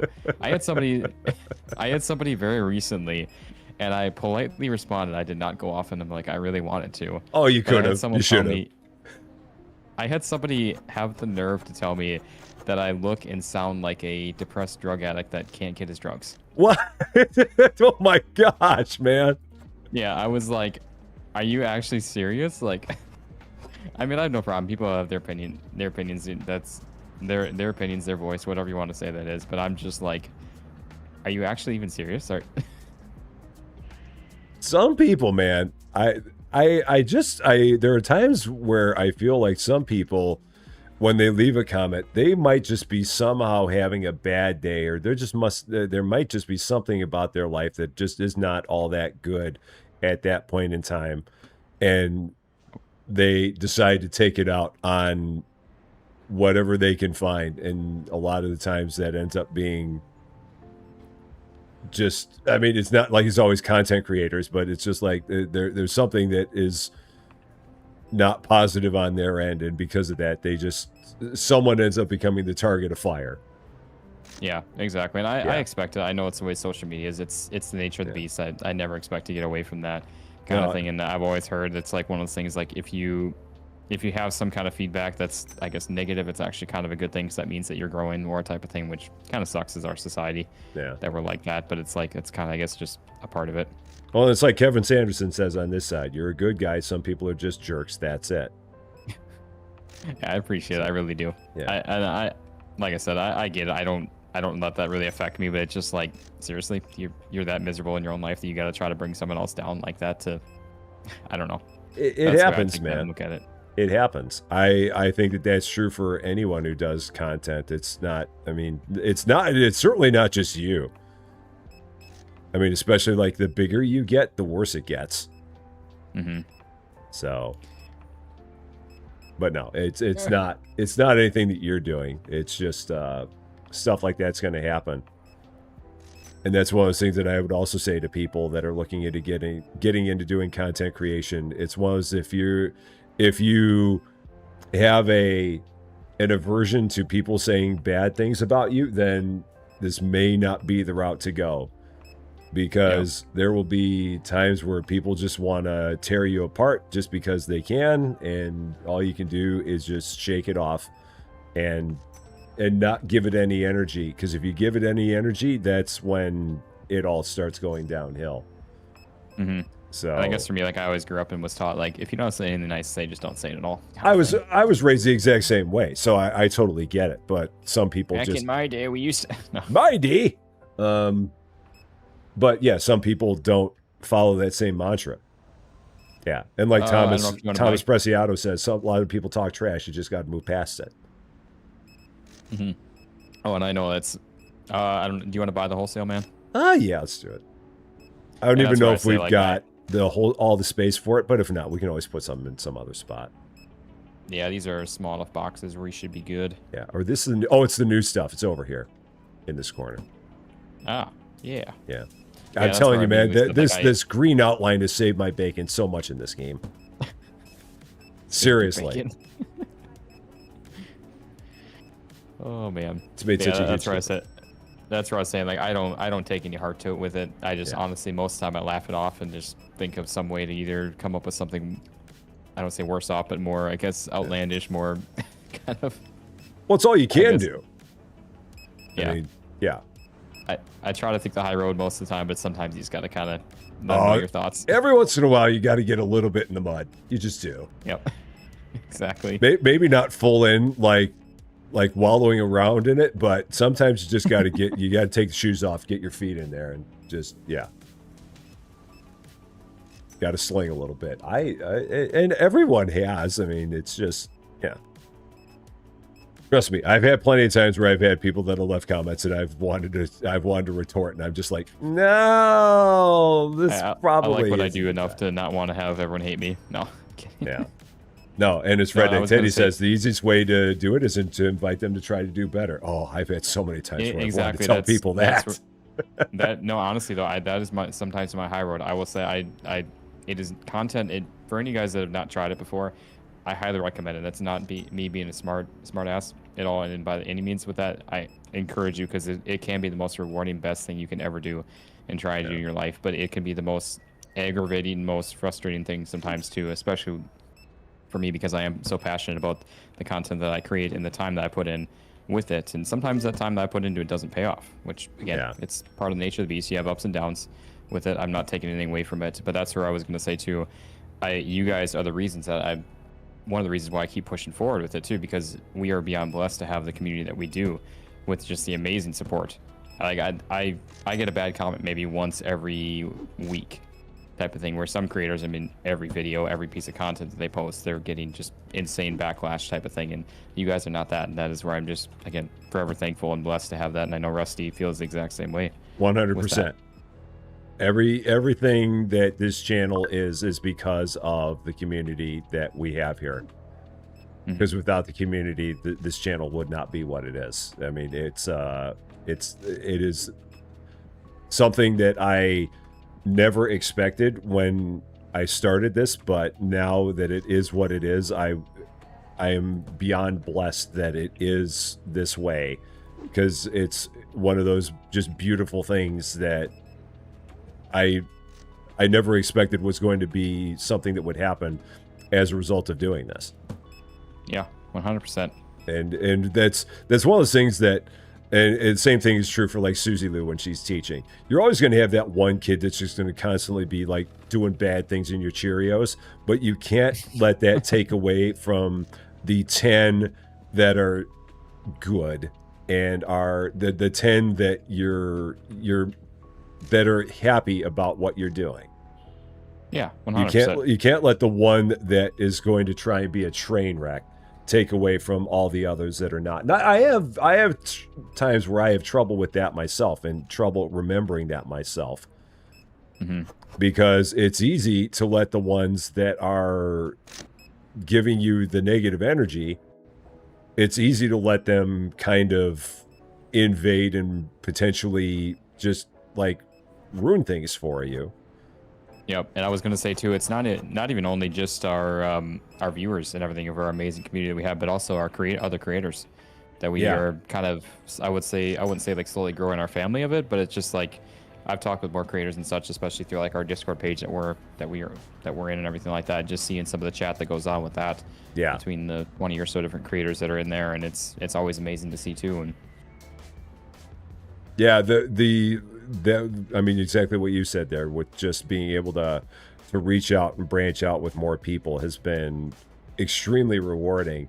And I mean, for you and Cans, I mean, I consider both of you to be very good friends of mine now, and that's not anything that would have happened without this. So the fact that I've got both of you guys in my life is just an absolute blessing, and I thank my lucky stars for that every day.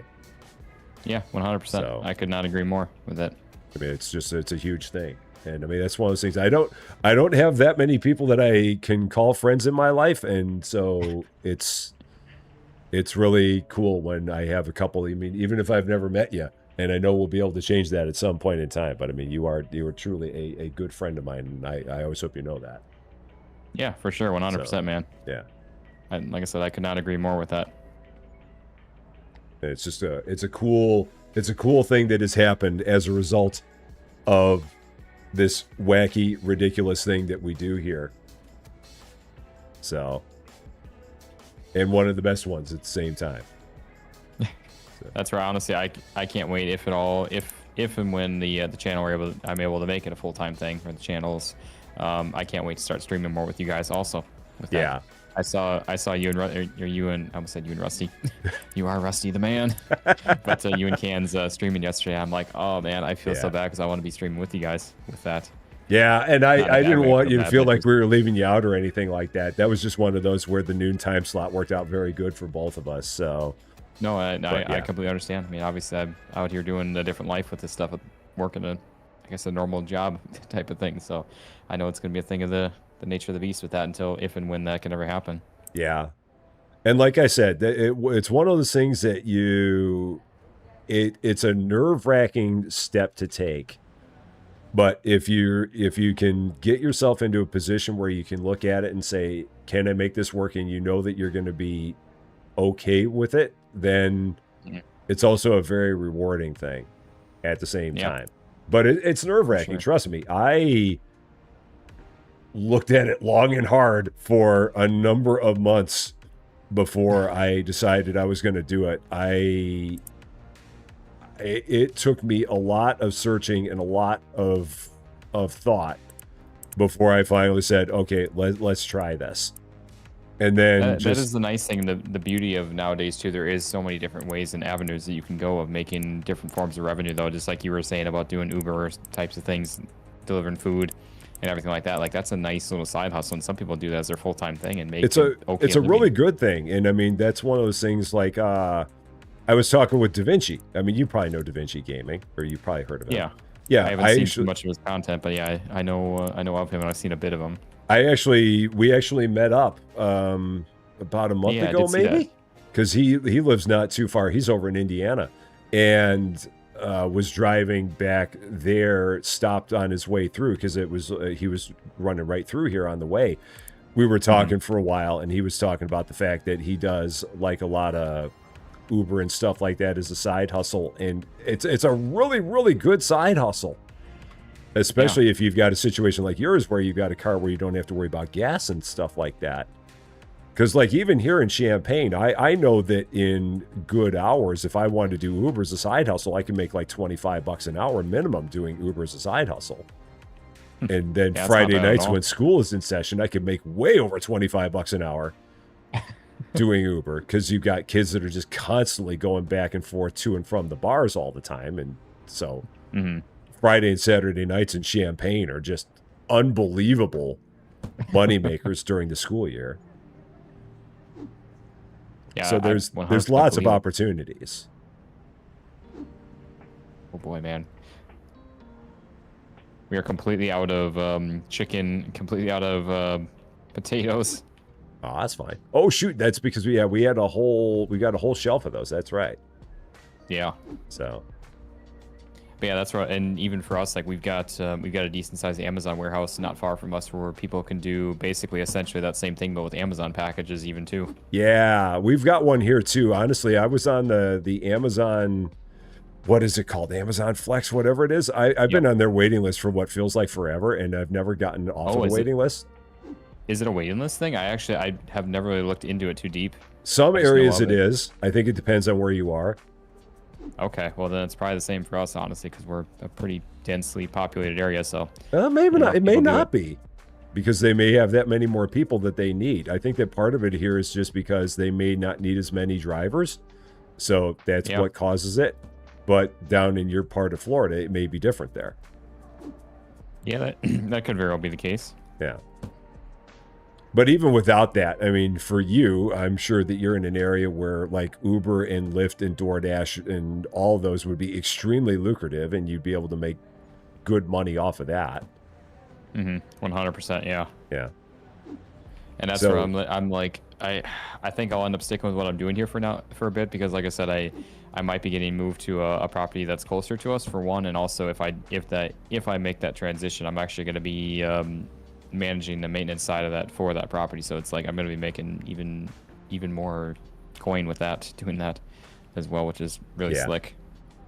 No, like you said, if you're in a position where there's all kinds of changes that are on the horizon, then definitely don't want to jump until you see what that's going to be like. And I mean, I don't, not that I being honest again, going back to the whole thing of talking about people before in this line of work with our, I guess, types of people, our communities and everything like that, it can be brutal sometimes too with what you have to put up with type of thing. So yeah, not really looking to stick with it kind of permanently anyways. And content's always been my eye on the prize kind of type of thing with all that. And I just never knew if it was ever going to be a possibility or become a reality. But slowly, little by little, day by day, I'm seeing the light kind of growing ever so slightly. Well, and it's like I said before, I mean, anyone who watches your stuff, they can see the passion that you have in it, because it shows. I mean, it's right there up front. Anyone can see it, and they know. Man. I mean, same to you. You're always grinding too. You got now 2 channels you're running and everything like that, and all the videos and the stream still. Trying to make it happen best I can. I've got this the online order just in case you were working on it as well. I popped it open. I saw you running around with it, so I was like, yeah. Yeah, I got a little glimpse of the taste of it if I were to do a full-time stream, which I've always said this before. I love doing videos, and I don't get me wrong, I love streaming. I just don't know if I'd ever want to become like a so-called like full-time streamer type of thing. I think I like the nice mixture and balance of being able to stream like maybe a couple days a week and then have videos be still the primary kind of thing. Yeah. To be able to have kind of that freedom to be able to, okay, I want to record videos or whatever, like all weekend type of thing, and then take the week off kind of thing, which I know sounds very first world problems kind of thing. Oh yeah, I mean, I'm gonna take the rest of the week off and work all. Hey, I think I've done enough content. I'm just gonna chill, man. But yeah, so anyways, where I'm going with that is like last week I streamed for 10 days in a row, which again tired me out. You were busy, man. Streams. You were hauling. I'm like, man, Austin's on again. Look at him go. But yeah, I was trying to make the most of it, which I still have. Hannah's still gonna be out of town through the rest of the month, but I think I'm gonna be going up to visit her and actually drive back down with her from Cincinnati. So I'm probably not gonna be streaming a bunch going forward after this last week. But then I say that, and yet I took Monday off as far as streaming, still videos of course, and then my normal Tuesday stream, and now streaming today, and then I'll be streaming tomorrow either on my own or with you guys. Yeah. And then Friday I said I'd probably end up doing a stream, so it's gonna end up being 4 days out of the 5, and then maybe the weekend. There's a question on my end. Do I have 2 Twitch channels? No, I only have the 1 Twitch channel. That's the thing about Twitch, is that you really don't need 2 Twitch channels. It's not like YouTube. The only reason that I really have two different YouTube channels is because of the fact that you get to a point in YouTube where if you play things that are outside of your genre, like my main channel, my Rusty Champaign channel, this is a simulator channel. The games that play best on here are simulators. If a game has the word simulator in it, it is a much better chance of being successful on this channel than a game that does not have that word in it. So my second channel is so that way I'm able to play games that are somewhat outside of the genre, but still at the same time focused on a different genre, which I've been kind of changing that over. And it's going to be more similar to what Cans has with his second channel, where his is more like cozy style games. Mine is going to slowly work its way. It's actually working its way towards that, because I have found that the genre of me playing open world games is not working. It's one of those things where people just do not want to watch Rusty Champaign playing open world games. They just don't. So I really need to change that as well, where it says open world crafting and survival games, because that's really not what the channel's going to be about anymore. People are just like, yeah, we don't want to watch Rusty play this, so I'm going to move away from that. And it's not like it's always kind of sad, because there's always so many people. Sorry to chime in here. Oh, no. Go for it. But I was going to say, which is always kind of sad, because there's always so many people that ask for, like, say, a specific game or a specific type of game. And I always feel bad, like, unfortunately, it's just like, I can't do that kind of thing. Yeah. And solely because of that reason. Yeah. You've got to, if you're going to do things in YouTube, you've really got to, and again, if you're doing something on a big scale, if you're just doing something small, you can do whatever the heck you want, and it's perfectly good. But when you get to the point where you're starting to get to a bigger scale, you've really got to start playing the game differently. Mm-hmm. And I do wholeheartedly agree, like, content on YouTube should be a fun thing to do, and that's where I try to still mix that in with both having fun with it as well as like the content side of it, as far as like playing the game of YouTube, of the algorithm. But it's like at some point you do have to be a little more in tune with that, I guess. Yeah. Uh-oh, Stanley with the dollar holla. Coming in also on my side. Oh shoot, I can't. Oh, can I? There we go. Now I can hit it. Light switch. Salmon. Do we have salmon here? Or are we just... Yeah, oh, there it is. I just put a couple more things in. Got it. Okay, cool.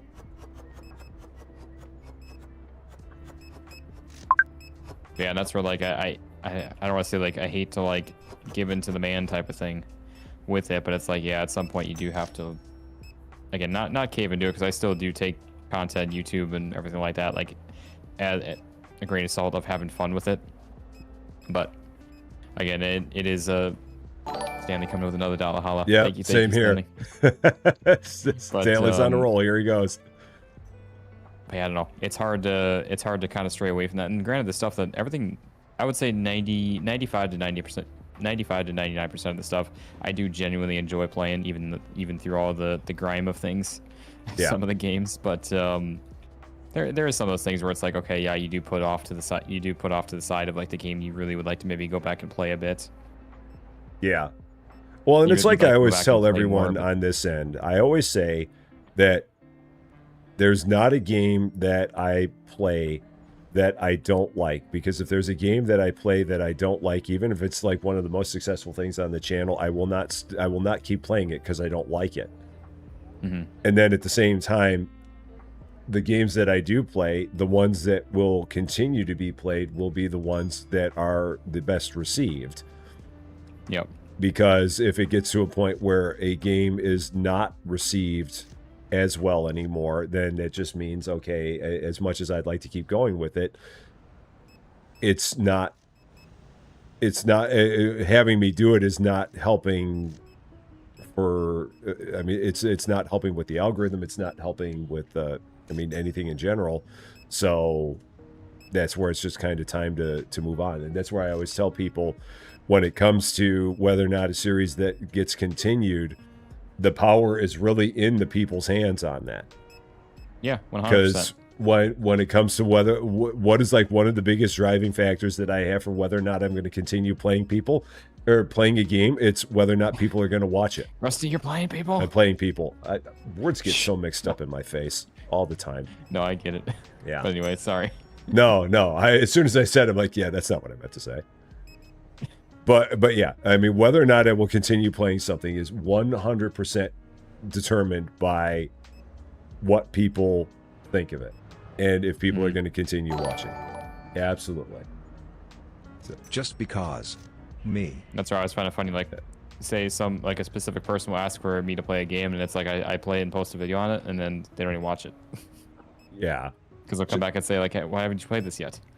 I posted it. Yeah, you asked me for it, and you didn't even watch the video. John, thank you so much for the $2. Yeah, Big J came in with a $2 super chat saying Rusty and Austin, 2 former college roommates. Sometimes it feels that way.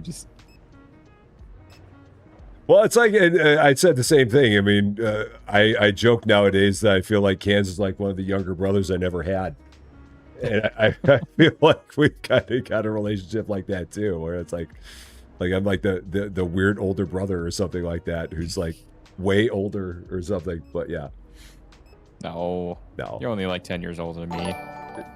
Yeah, right, sure. It's my time. Oh, Man. David. Expansion. I saw that. I will have to get more lights for here. I saw that you opened up some more space. We have more lights. I feel like I'm like, because I'm just like not focused on the game so much, I'm just like placing stuff wherever, and I'm not even organizing anything like how I normally would. Well, the good thing about it now is that you don't necessarily have to worry about it anymore, because you can see where something is in storage just by holding a box. That's the beauty of it. 95% of the time when it shows up. Well, yeah. I mean, if you're playing single player, you don't normally have that problem.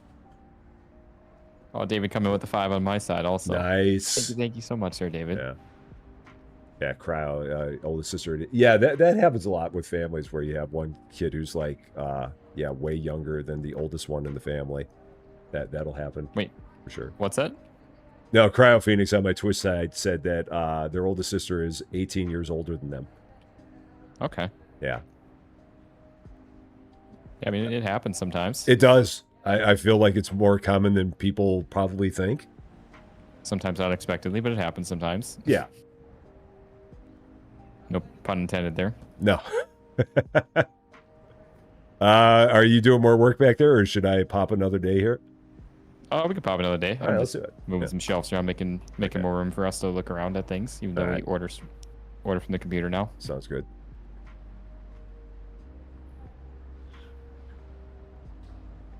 I would say one of the hardest things for me this last week, honestly, without Hannah around, because she, bless her, she does most of our cooking, like all of our shopping and everything like that, trying to like maintain working videos and streams and everything like that, and cooking my dinner after everything, and it's like 8 o'clock at night, 9 o'clock at night when I'm cooking dinner and making something to eat. You're living the bachelor life, man. Pretty much. No, I get that. I mean, because it's kind of a similar thing. Like Susie Lou's up in the burbs for the next couple days, so I go through the same thing. It's like, all right, well, I'll have to figure out what I'm going to have for dinner and this, that, and the other thing. And it's a lot harder to do when you're doing it for one than if you're doing it for two, regardless of who's the one who's doing the work on it. Also, what is the burbs?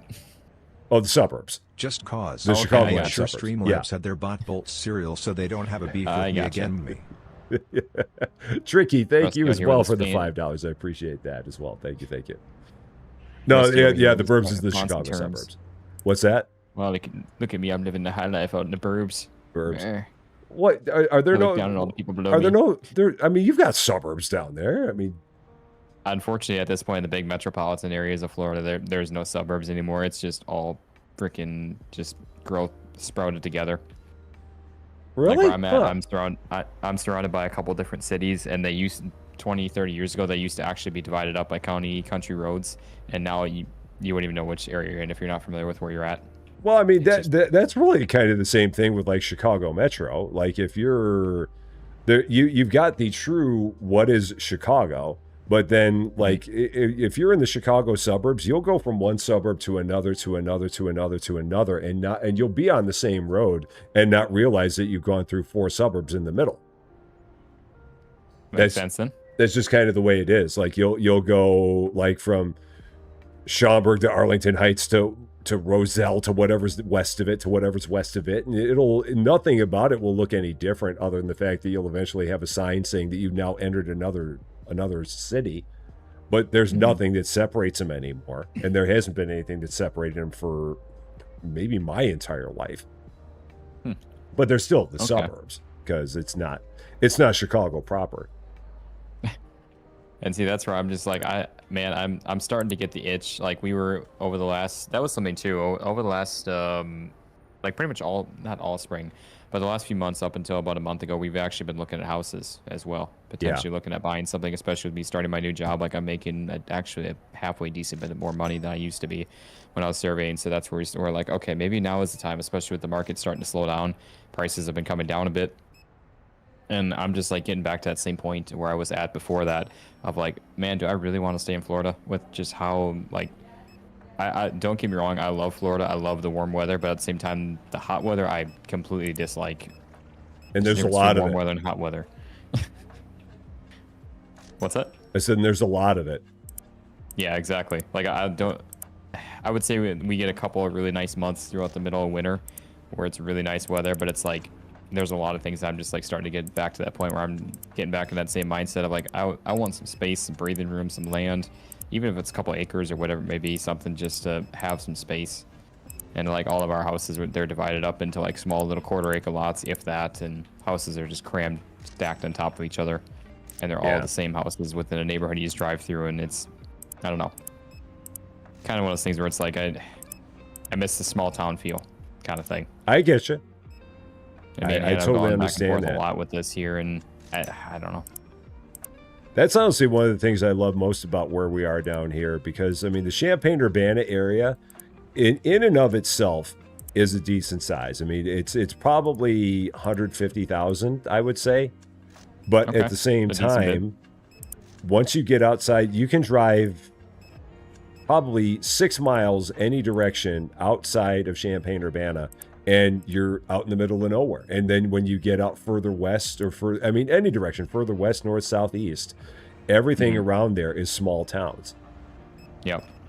And see, that's what I miss. That's right. I miss the Midwest. We're actually, I don't know, we go back and forth. Hannah's got some family up in New York, like the upstate New York area, where we've been considering maybe potentially that, maybe going back to Wisconsin, maybe looking at where some of our other family is at in the Cincinnati area, that we're on the Kentucky side. And just like, I don't know.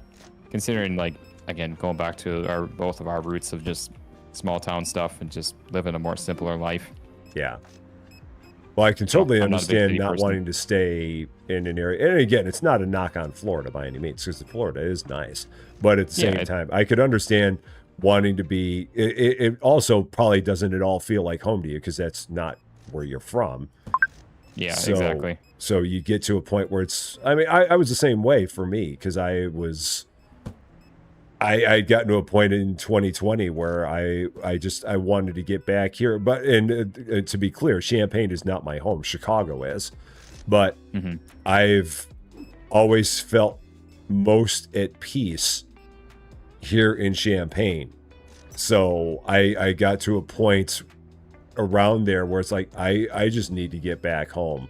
And I was living in Missouri primarily because my kids are from Missouri. And they live there, but they've gotten. I mean, they've grown up. They're living their own lives now. And I got to a point where I didn't do it without talking with them first. And I said, "Look, I'm thinking about moving back to Champaign, and I just want to make sure you guys are okay with that." And they're like, "Yeah, Dad, we absolutely get it. Definitely do whatever you got to do." But I got to the point. It's like I've got to get back to somewhere where everything feels like it makes sense, and I feel like I can just try and get everything figured out again. Yeah, 100%. And so, yeah, I totally see what you're saying with it, because you can get to a point where you don't feel like you're in a place that feels where everything's right And when if you don't have that kind of inner peace, it can really be a challenge. That's for sure. So I mean, and there's a lot to be said with getting back home and having that peace with that, because there's a lot to be gained from it. Mm-hmm. Yeah. And yeah, I mean, I'm not knocking like any other parts of the country. Every part has great things too, but there's something about the Midwest. There really is. Oh, well, and there's something that's home to everybody. Area. I mean, the people that live on the East Coast, that's home to them. The people that live on the West Coast, that's home to them. The people who live out in the Rockies, that's home to them. People that live down south, that's home to them. It all depends on where you're from. Yeah, exactly. Yeah.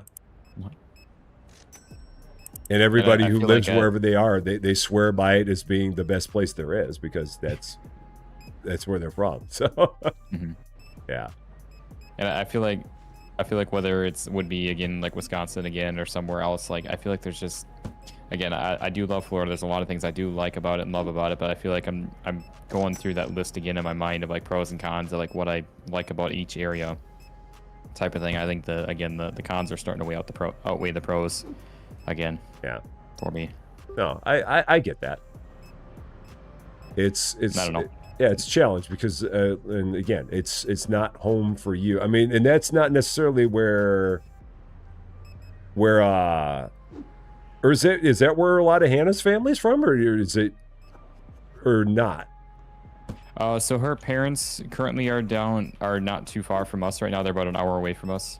Okay. And she has her one grandma that lives down here most of the time outside of like hurricane season. She's been going back up to the upstate New York area with stuff. And I think I don't want to say that she's probably not going to be around for very much longer, but once she's not, her parents aren't going to be staying here either. So it's going to be literally just us and like our little bit of small group of friends that we have here, which is honestly not very much. Yeah. Kind of thing. So it's kind of like I don't know. Oh, I'm sorry. I just wanted to, on my end, for all the Misty Vale Raiders that just came in, Misty Vale, thank you so much for the raid, by the way. Aww. And for everyone who's here, how you doing? Happy Wednesday or Thursday to you, because I do see some people who are future people here. So happy Thursday to the future people.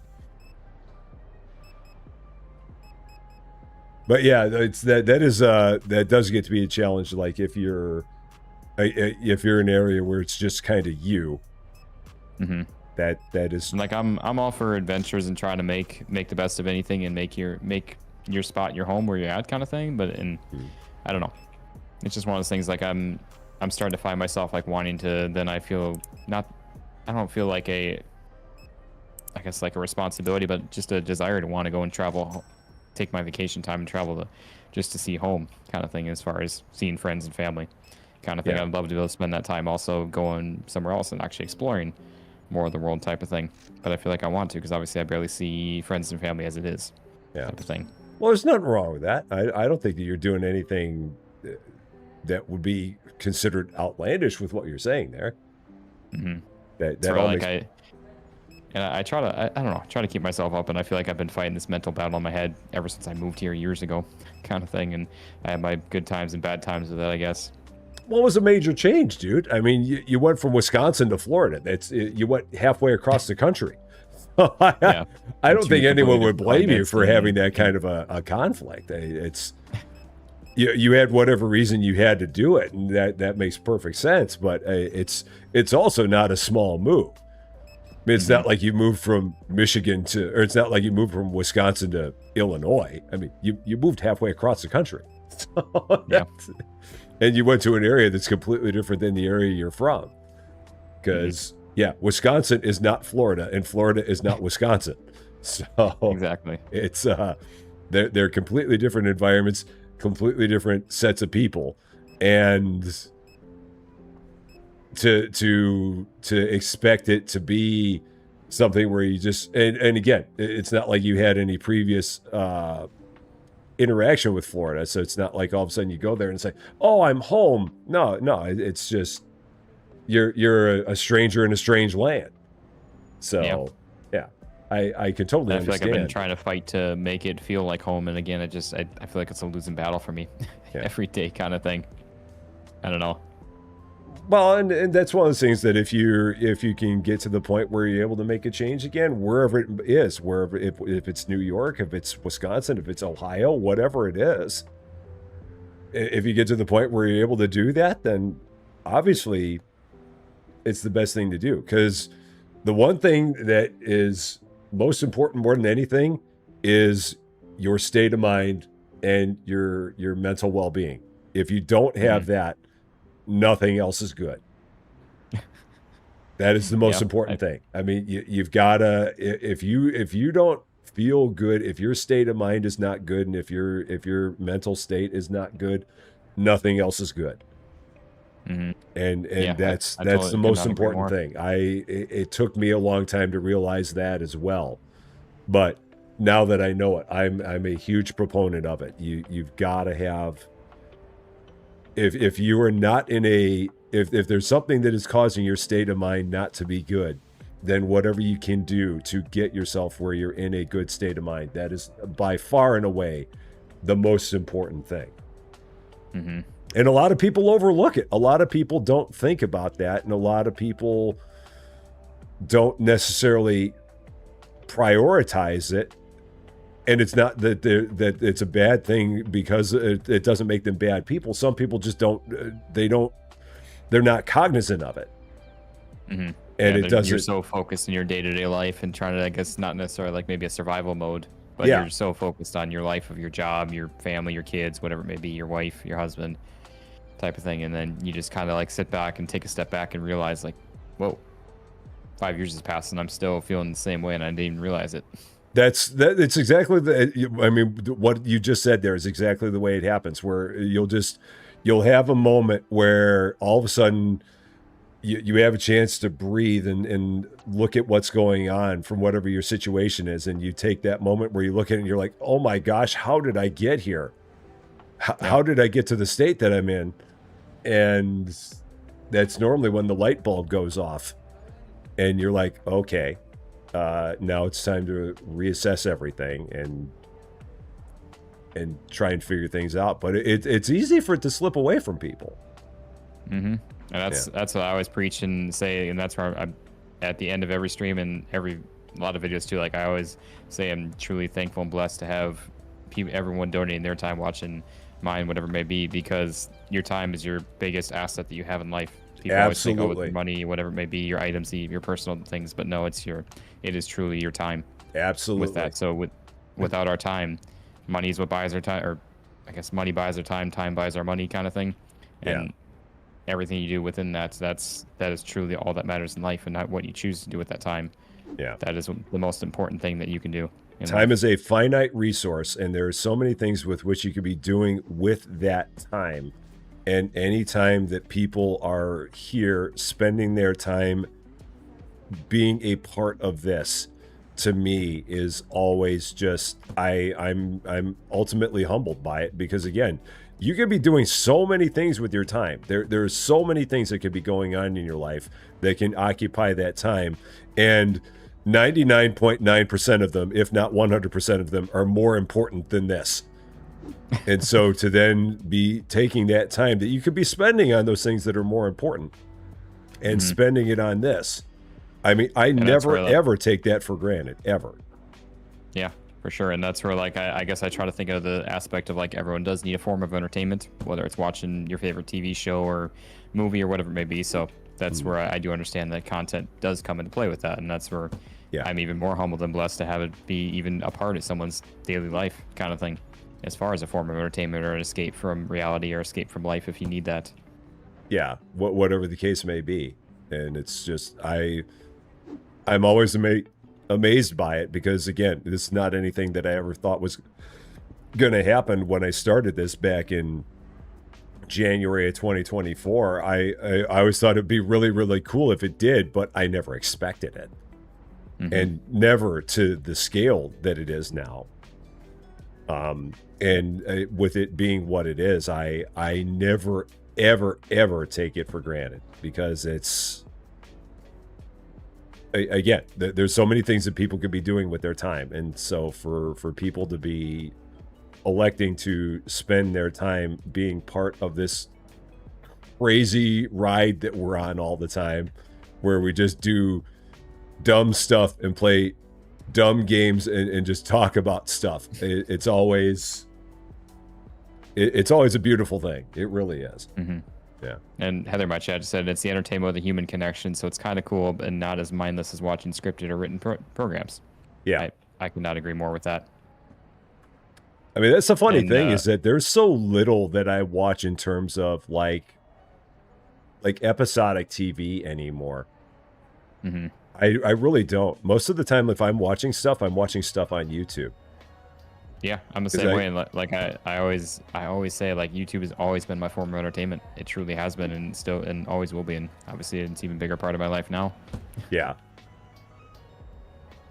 So I talked about some stuff in terms of like go-to channels that I have. So what are some go-to channels that you have? Like if you're sitting around watching YouTube, what are some go-tos that you have? Like what does Austin watch when he is sitting down watching stuff on YouTube? So every day, me and Hannah, we will watch, unless like we for whatever reason just can't because of time. But every day we will watch Life of Tom Syndicate. I don't know if you're familiar with him.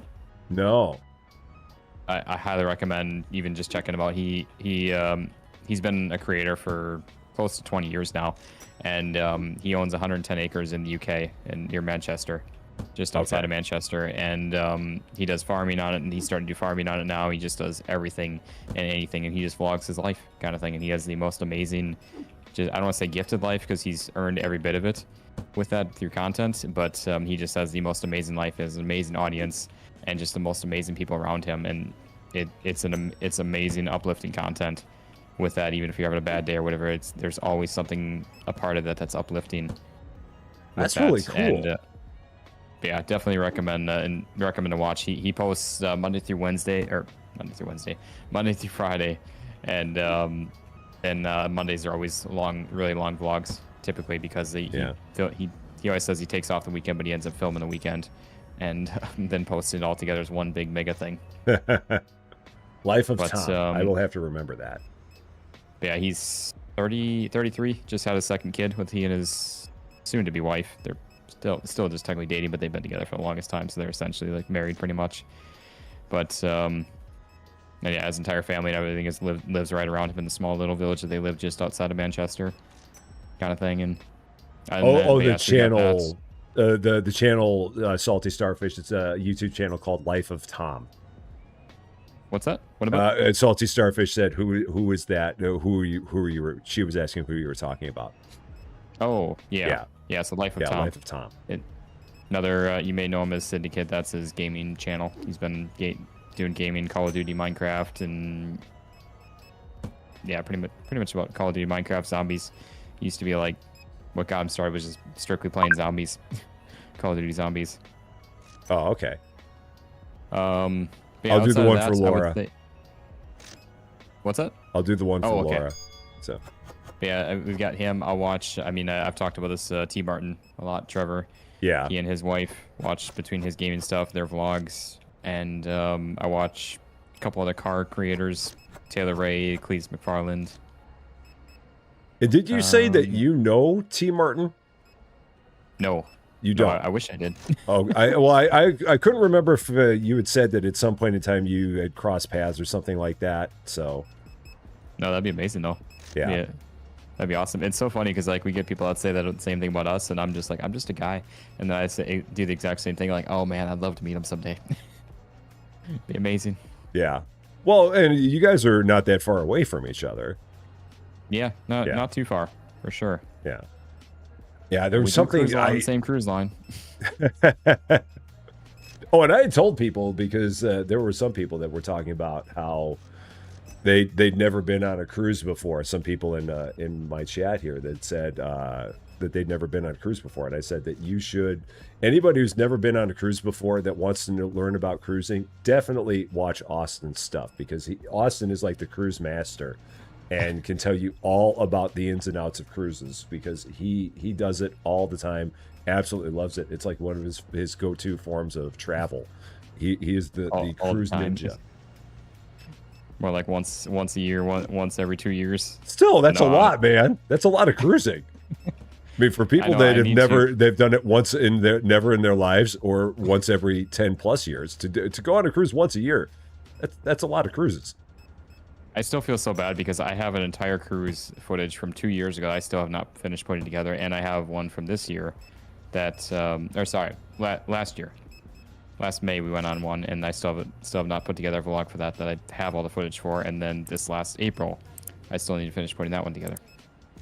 Yeah, well, I mean, time becomes a thing. Yeah, exactly. That's the biggest thing. I just need, and that's the thing too. Like, I really do enjoy editing. I just don't have the time or energy to like put into like sit down and get it started and everything like that. And yeah, but I actually, once I get into it, I'm like, oh, this is honestly enjoyable again, and I do enjoy it, but I just don't have the time to. Yeah. Rymanor on my end asks who I watch, and unfortunately, I can't say that I watch anyone nearly as wholesome as Life of Tom, because like some of my favorite channels are like police body cam channels, as funny as that is to say. And it's funny because Can said the same thing. I mean, we both like watching Midwest Safety, Code Blue Cam, and EWU body cam. Just both love watching those channels. I don't know what it is about it. I have no idea why it is that those things just like really stick out for me, but they just do. I don't know what it is. Some of it is maybe just like the train wreck aspect of it, because there is a part of it that is just like train wreck, can't turn your head away and just got to keep watching. But have you ever watched On Patrol Live or Live PD? I have watched like Live on Patrol. Those are the guys in Minnesota, right? So Live Patrol or On Patrol Live, you got me mixed up there. Oh, okay. But On Patrol Live, what it is a show that they produce that they have most of the time. It's I got Briar. Okay, whatever. Yeah, I got Emily. Okay, but their studio's based out of New York. Oh, okay. And but yeah, they follow along with most weeks. They do Friday and Saturday nights for 3 hours, and then they follow along with up to eight departments at a time, and those departments can be anywhere around the country. Oh, okay. They have their kind of set staple ones that they follow most of the time, and then they'll change them out sometimes. So most weeks are pretty similar with the departments, and sometimes they'll mix one in and out kind of thing. But yeah, those are pretty good. It's all literally like they follow along. They have camera crews that follow in the cars. That sounds pretty neat. Yeah, if you're into the body cam and like cop show type stuff, that it's definitely worth the watch. I'll have to remember that one too. I'm doing the one for Leona. I set a note. I set one of the ones outside, so there's one just sitting out there. And there might be one more still left to do. So yeah, the Leona one, I'm working on that one. Okay. And then I set, or did you take the one that was sitting outside? Yeah, I did. Okay, you ran that one? Got it. Yeah, we're all good. But yeah, it's on Reels TV. I don't even know if they're on like regular typical cable, but it's on Peacock also. I just had to laugh because right when we're out here, Rusty, after a long day of being wholesome, time to relax with some stressful on-foot chases and yelling in high stakes. That's basically true. It really is. Sounds about right. Oh, it really is. It's just, like I said, there's just something about it where it's some of these people that are on here are just like so completely out of their minds. Mm-hmm. And yeah, 100%. It gives you a reality of like what people actually do and what cops deal with on a daily basis. And I'm just like, I'm 100% for cops. I will always back them. I know there's a few bad eggs out there, but it does not. Oh, there are definitely some bad ones that are out there. And I mean, sometimes you see some videos that are on there where it's like, oh man, these guys are not good. Yeah. There was one that I was watching, and I think it was on Police Activity, which is a fourth channel that I don't watch as much, but I do watch that one. And the basic premise of it was that there was a guy that was a little bit not in sound mind, which is normally what happens with these things, where he was walking around and he had a baseball bat. And there were all kinds of police that were around him, like just urging him, drop the bat, just drop the bat, just urging him, drop the bat. And he wasn't dropping the bat. And this went on for, I don't know how many minutes, maybe like 5 minutes. And they're like on a street just like walking up this street with this guy holding a bat, not charging anybody with the bat. And then this just goes on for 5 minutes. And then within like 5 minutes time, another officer like pulls up on the scene who had not been on the scene at all and inserts himself into the scene. And I think tells the guy like twice to drop the bat. The guy does not drop the bat. This officer who just pulled up to the scene pulls out his pistol, and then you can fill in the rest. Oh, jeez. And everyone that looks around him is like, oh, what? And I mean, that guy was 100% in the wrong, because it's like he just inserted himself into the scene when everyone else was trying to do their best to defuse it, and he just ended it. He was one of those people that he was either going to do that or he was going to go on one of a Rusty Champaign video and leave a terrible comment. Yeah. Yeah. Telling me that they're going to unsubscribe if I don't do something. Exactly. So. But no, that's where I was going to say, like, I do fully back them as far as, like, the bulk majority of that, because, like, just seeing the stuff that they deal with on a daily basis, it just makes me even more like... Oh, they deal with so much crap. And it's just, like, 99% of the time, it's just, like, simple things of, like, just listen to what they're saying. Yeah. I get, like, maybe a bad situation, or maybe in the wrong... it might be a wrong situation, but, like, everything will get sorted. Especially nowadays with body cams and everything like that. Everything will be sorted one way or another, again, even if you're not even in the wrong. Yeah. Just comply, just listen. Yeah, and I think there are a lot of people, that's where the challenge is, because like you said, to your point, 98% of officers are good and are doing things for good, but unfortunately the 2% that are not ruin it for all of the other 98%. Mm-hmm. And that's where everything about it ends up having a bad name, because it's the 2% that are just scumbags that ruin it for the other 98. And I mean, there's no doubt about it. They're scumbags, and they use their authority for all the wrong reasons. And when you have one person that can tarnish so much, that's where it's you have a lot of it gets a bum rap, and that's the bad thing, because there are some people that will go out of their way to make it bad for everybody, and it's just like, man, you were doing so much harm with your actions, and those people just don't care, and it's dumbfounding. But again, that's the nature of the world as it is. So yeah, kind of goes back to our same conversation about like YouTube comments. Yeah. Unfortunately, so when these guys have a bad day, lots of bad stuff happens. Yeah. Yeah. That is a good point. Oh, I guess. What the heck? I don't know. I just lost like half my viewers. Uh-oh. Where'd they go? You weren't even saying anything. I was the one who was talking. I guess like that half doesn't back the blue. No, I'm kidding. No.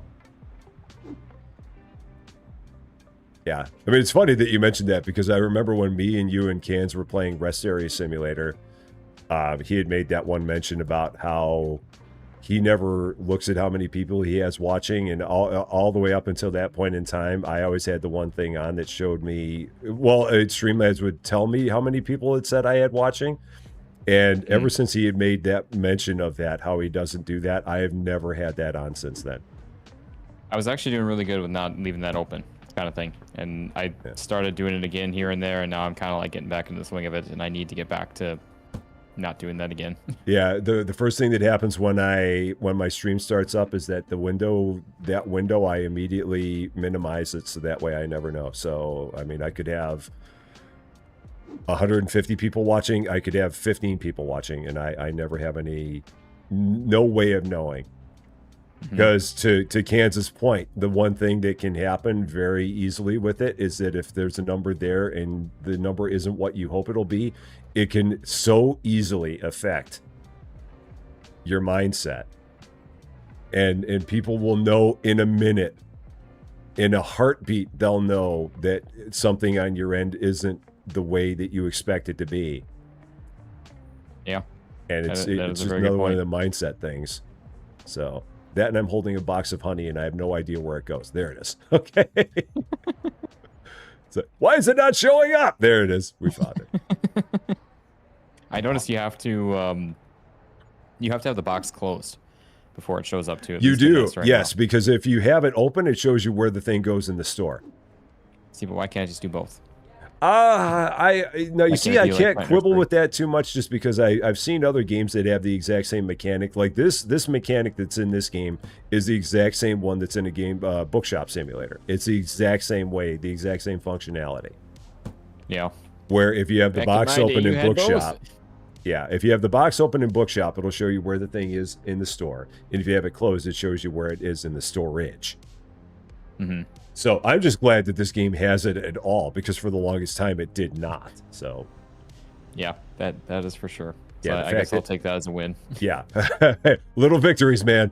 Gotta take them where you can get them with this. Exactly. Take the W where you can, because you're not going to get many.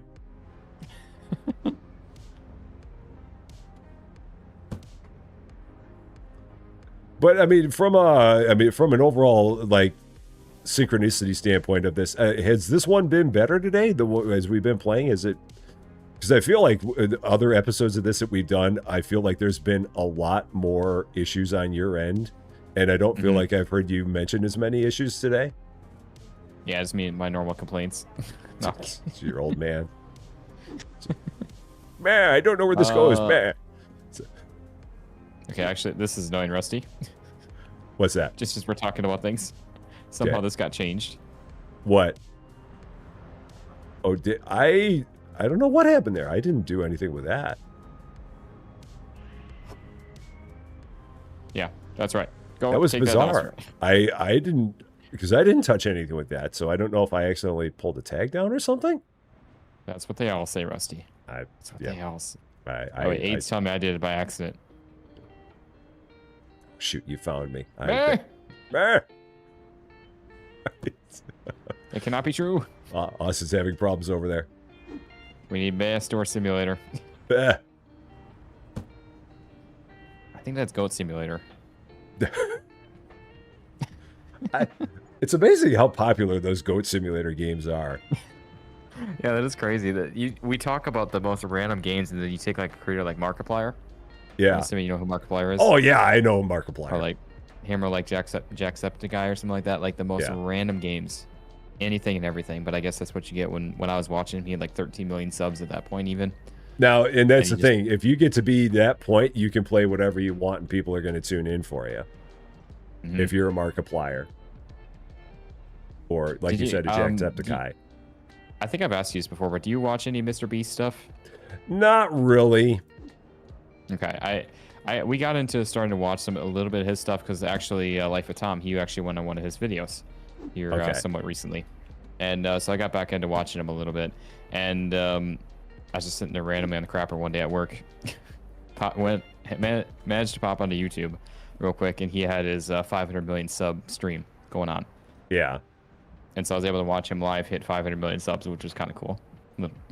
That's crazy. Little soft flex there. No, I'm kidding. What's that? But I said little soft flex there. I was able to see it live. No, I'm kidding. I was there when Mr. Beast hit 5 million subscribers, 500 million subscribers. But what I was gonna say is, so like talking about that of like like just having the numbers behind to be able to do what you want kind of thing. So he was sitting there watching it. Everyone in his chat everyone in the stream and chat was sitting there trolling him. He dropped like 200,000 subs. Just as like a troll kind of thing, just like because they were like, so he was like 10,000 away from hitting it, so like that was like a few, like 30 seconds kind of thing for him to hit that.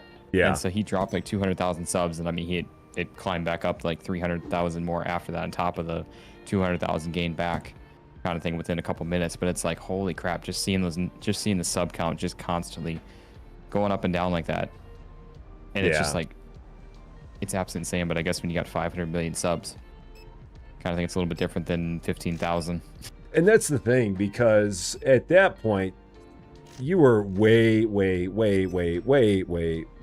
past the point where anything of that is about community anymore. I mean, maybe there's some part of it that's community, but I mean, when your number is that massive, there's really not much in the way of community there. I mean, at that point, it is more of like an entertainment business kind of thing, entertainment corporation, which it is cool to see the stuff he does. Like, I've seen a bit of the like back side of the work that he's done through Life of Tom. And So it actually is pretty cool to see like how massive his corporation is, that all the people he employs, the benefits that he gives them and everything, and the things he does for people outside of the business and everything like that. It is pretty cool to see. Yeah. I don't know why it is that I don't really watch his stuff all that much. It's not like I got anything against him, but for some reason there's just nothing about. I guess I just don't feel a curiosity to watch it. I mean, I'm familiar with what his style is and stuff like that, and he does a lot of things that are kind of like sensational. It's not necessarily the best word for it, but like, just like, yeah, I don't know. I guess I'm just, yeah, for whatever reason I've never been drawn to it. Like another thing. Another channel that I like watching, and everyone in Australia will love this because I love watching How Ridiculous. Okay. But at the same time, I don't like watching Dude Perfect, even though Dude Perfect and How Ridiculous are kind of in the same vein. And the main reason I don't like watching Dude Perfect is because I hate the music that they use in their videos. Oh, and really? Yeah, I just they're the music that they've got in there. It's like, good gracious, could you just please not have that in there? And again, that's because I'm an old man yelling at clouds. But make sure you comment that. I love watching How Ridiculous. I watch them all the time now. Just like all their old stuff. I'll turn on a video of theirs, and again, they don't really have much in the way of music that's in there, and I just love those three dudes, man. So you're actually best mates with Dude Perfect? Awesome. Definitely let him know, Rye. Rye, I thought you had been best mates with the three people from How Ridiculous. Yeah. And see, I'm actually kind of surprised to hear that, because I feel like it is like really like uplifting, like hype music kind of thing, which I guess is probably what you're just wanting to. I don't think it's hype music. I think it's just, I don't know. I feel like it doesn't add anything to what they do. And again, that's just me being an old man yelling at clouds. I know it is. So I'm just my day. We didn't have that. No, the thing is that I am completely self-aware of when I do that, and I guess I'm at the point where I'm comfortable with it, because again, it's like, yeah, only Rusty would find that to be the reason that he doesn't watch a channel, is because of the music that they play. What a ridiculous reason, but I'm comfortable with my ridiculous stance, I guess. So I'm okay with that. I get it, and that goes back to our conversation of your time is valuable with that. So if you choose and don't want to spend your time watching something, then it is justified. Yeah. Even though ridiculous and like the Doug said, I think the thing I love most about How Ridiculous is that, I mean, that's just three dudes that just, I don't know how they got their start, but I mean, they've got like, I don't know, 10+ million subscribers, and they just look like they are having fun all the time. Like everything they do, they're just having a blast, and they don't take themselves seriously. And that's what's cool to see. I mean, granted, I feel like I don't know. I know their backstory. Well, I shouldn't say I know their backstory, but they started obviously all friends going from college in Texas kind of thing. I don't know if they had like money to begin with or not, but you're talking Dude Perfect. I thought you were talking about. Oh, okay. I thought you were talking about How Ridiculous. Wait a minute. I think those guys are from Western Australia, not Texas. But no, you're talking Dude Perfect. Okay, yeah. Yeah, they're all based in Texas, I believe. Yeah, they're around the Dallas area. Yeah, because I would say the same thing about them. Like, they're just random dudes, just basically having fun with stuff, kind of thing. Just like how you said with them. Holy cow, we got 5 online orders all of a sudden. Jeez. Which one are you doing? I've got Alleyway. Okay. I figure I'm just going to get these packed up, set them outside, and then we can go running. Sounds like a plan. Assuming I can figure out what these things are. So yeah, I mean, the Dude Perfect guys, they're definitely, I mean, they seem like they're good guys, and I love all the trick shots that they do. I wish that I could just like take the music track out of their videos, and I'd like it even more.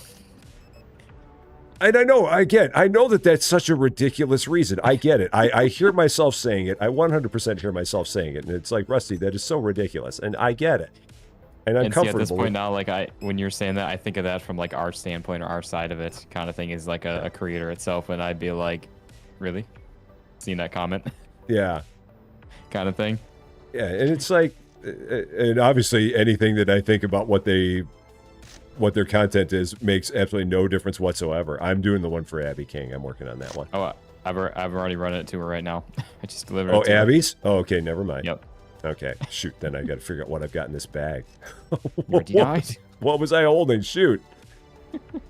I honestly don't remember what was in here. I think I had some mangoes in here. What else was in this order? Shoot. It should tell you. You should be like you should have like a red number of how many you have or whatever it is. I'm not actually seeing it. Let me see. Can I open this back up? Oh, I've got a pasta in here. Okay, cool. All right, there it is. All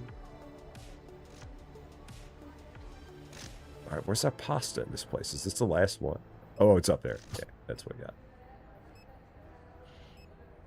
So, all right, so what do we got outside? I'll go run this one.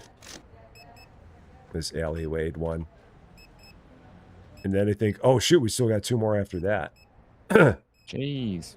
Yeah.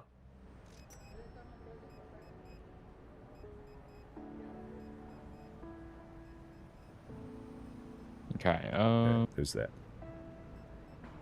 So we got 2 more then. Yeah.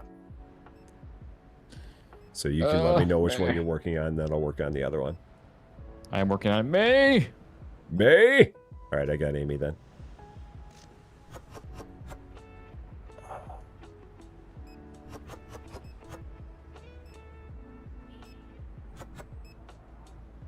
I should have like a nice back door to get to the back side of the alley. Yeah, like or something that like took you through the middle of some of these streets. Mm-hmm. That'd be kind of good. If only we had a car to drive. Only. I never felt like the car in this game was worth it. Yeah, that's what I was just saying. They're not that worth it. I had so many people always commenting on every video.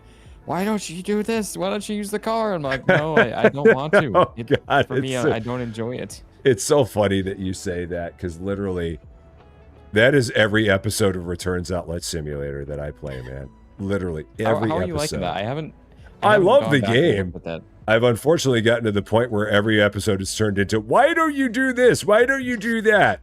Why do you play the game not the way I want you to play it? It's really turned into that. But, and any of the people that are watching that might be one of those commenters, I'm sorry, but you do it. And it's a bit of a nuisance. But, yeah. I mean, the game itself is great. I'm pretty much near the end of it, though. Because there's not much else for me to do. And see, I feel like the last time I played it, I shouldn't say it was a good game because it is a good game. But the last time I played it, there was not much more to do with it. And I know there's been a bunch of updates since I have checked it out last, but I feel like it's been so long. I'm kind of just like, I don't know. Oh, if you did it, people would enjoy it. There's something about that game that just has an allure. I'm not sure what it is, but people love watching that one. And they love telling me all the ways that I'm playing it wrong.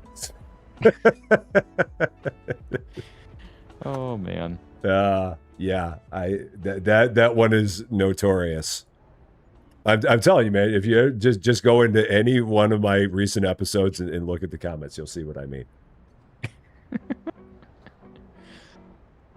Oh, man. And a lot of the time, I'm just like, because I don't care as much as you do about it. That's why. It's really we're just here having fun with it. Even though, like we were just talking about before, like it's slightly less about the fun of it and more about, well, I shouldn't say it that way. I don't know. No.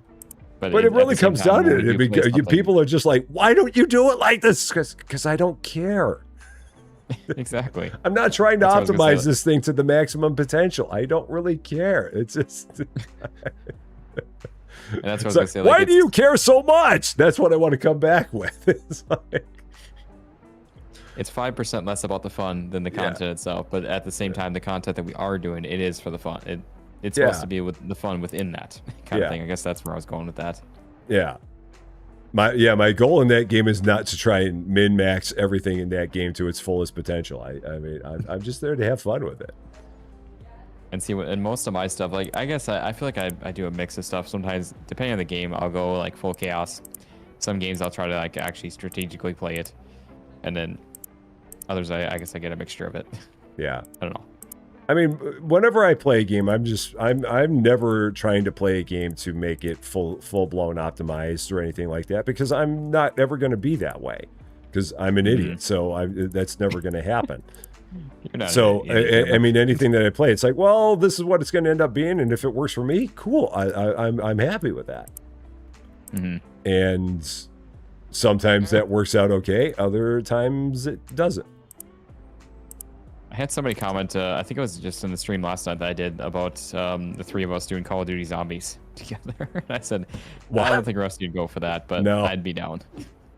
Again, if we were only doing it on Twitch, maybe, but I'd be perishing every 5 seconds, but that's okay.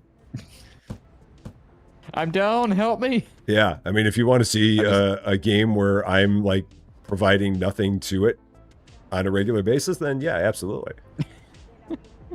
But aside from that, I mean, I guess you probably don't have any kind of PlayStation, do you? I don't remember if I have a PS4. I don't really use it anymore, but I have one. Honestly, I don't. Actually, I may have given my PS4 to my son. I don't think I have it.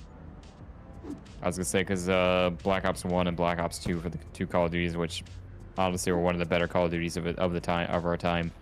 Just got not remastered, but they just got a port over to PS5. I think PS4 also.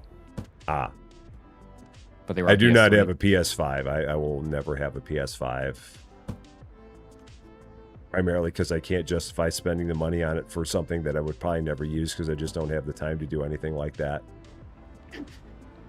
And see, I'm actually, because I picked mine up last spring, pretty much for the pure fact of GTA 6. And also MLB The Show. Yeah. And I'm so glad that I actually did buy it when I did, even though GTA has been delayed, and I did one video on $70 game of MLB The Show because it just absolutely was a flop last year, but it's fine. We won't talk about that. So you're not salty about it at all. No, not at all. Not one bit. I didn't catch any of that near what you said there. I didn't catch any of that. I spent $770 for one video. Essentially at that point until GTA 6 comes out. How did that make you feel? Oh, great. I love it.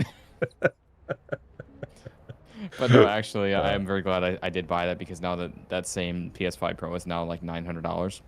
And they're only going to get worse. Yeah, exactly. And PS6 will be a couple years out still. And it'll be $1,500 at a minimum.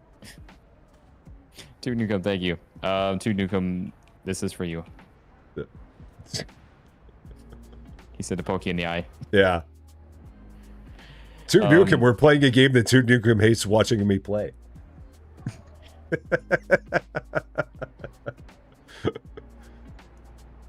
Because all I play is this.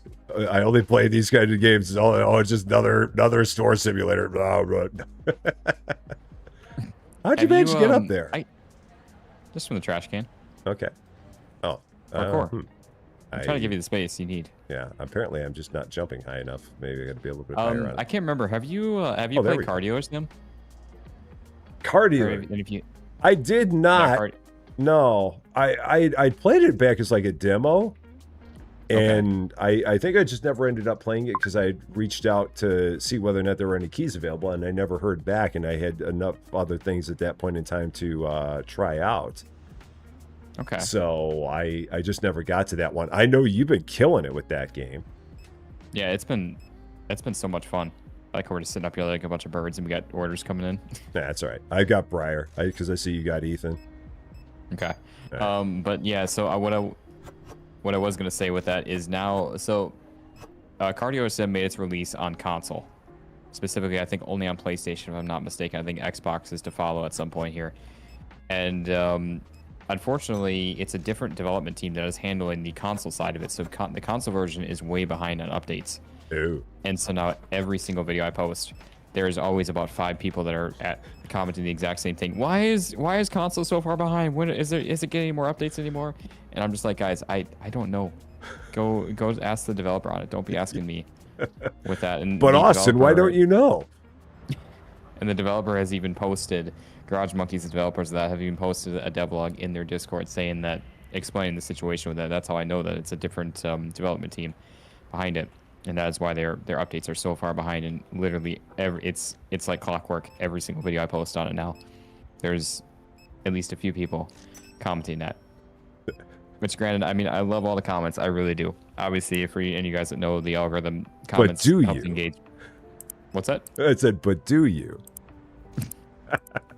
Would I prefer a comment saying that you love the gameplay and like what you like about it versus complaining about where's my console update? Yes, but I'm still appreciative of the comments with it. I really am.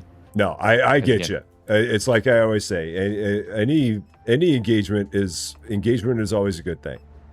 Mm-hmm. YouTube loves it when they see videos that get engagement. They're very big fans of it. Yeah. So I'm a big fan too. Yeah. Yeah. Likes are always wonderful. Comments are always wonderful. Likes are really wonderful because they don't really take any work other than clicking a button. And it really makes it... people don't think it makes a difference with YouTube, but it really does. Yeah, 100%, both in the videos and the streams. So you guys should drop a like on the stream. Exactly. So if you haven't liked Austin's stream yet, why haven't you? Please do so. Same for Rusty's. Yeah. And that's one of the reasons, like, I try to pop into your streams whenever I can, too. Honestly, not just to drop a like. I always try to say hi to you guys, but also add to the mix, add to the likes. And I very much appreciate that. Yeah, of course. Yeah. Always happy to come on in. Like I said, say hello, even if it's for a few minutes, because most of the time when I do, as soon as I get home from work, I'm popping right into recording or a stream. 99% of the time. It's so never a dull moment for you, man. It truly is. That's where I do get burnt out with stuff sometimes, because I literally start my day at 5 a.m.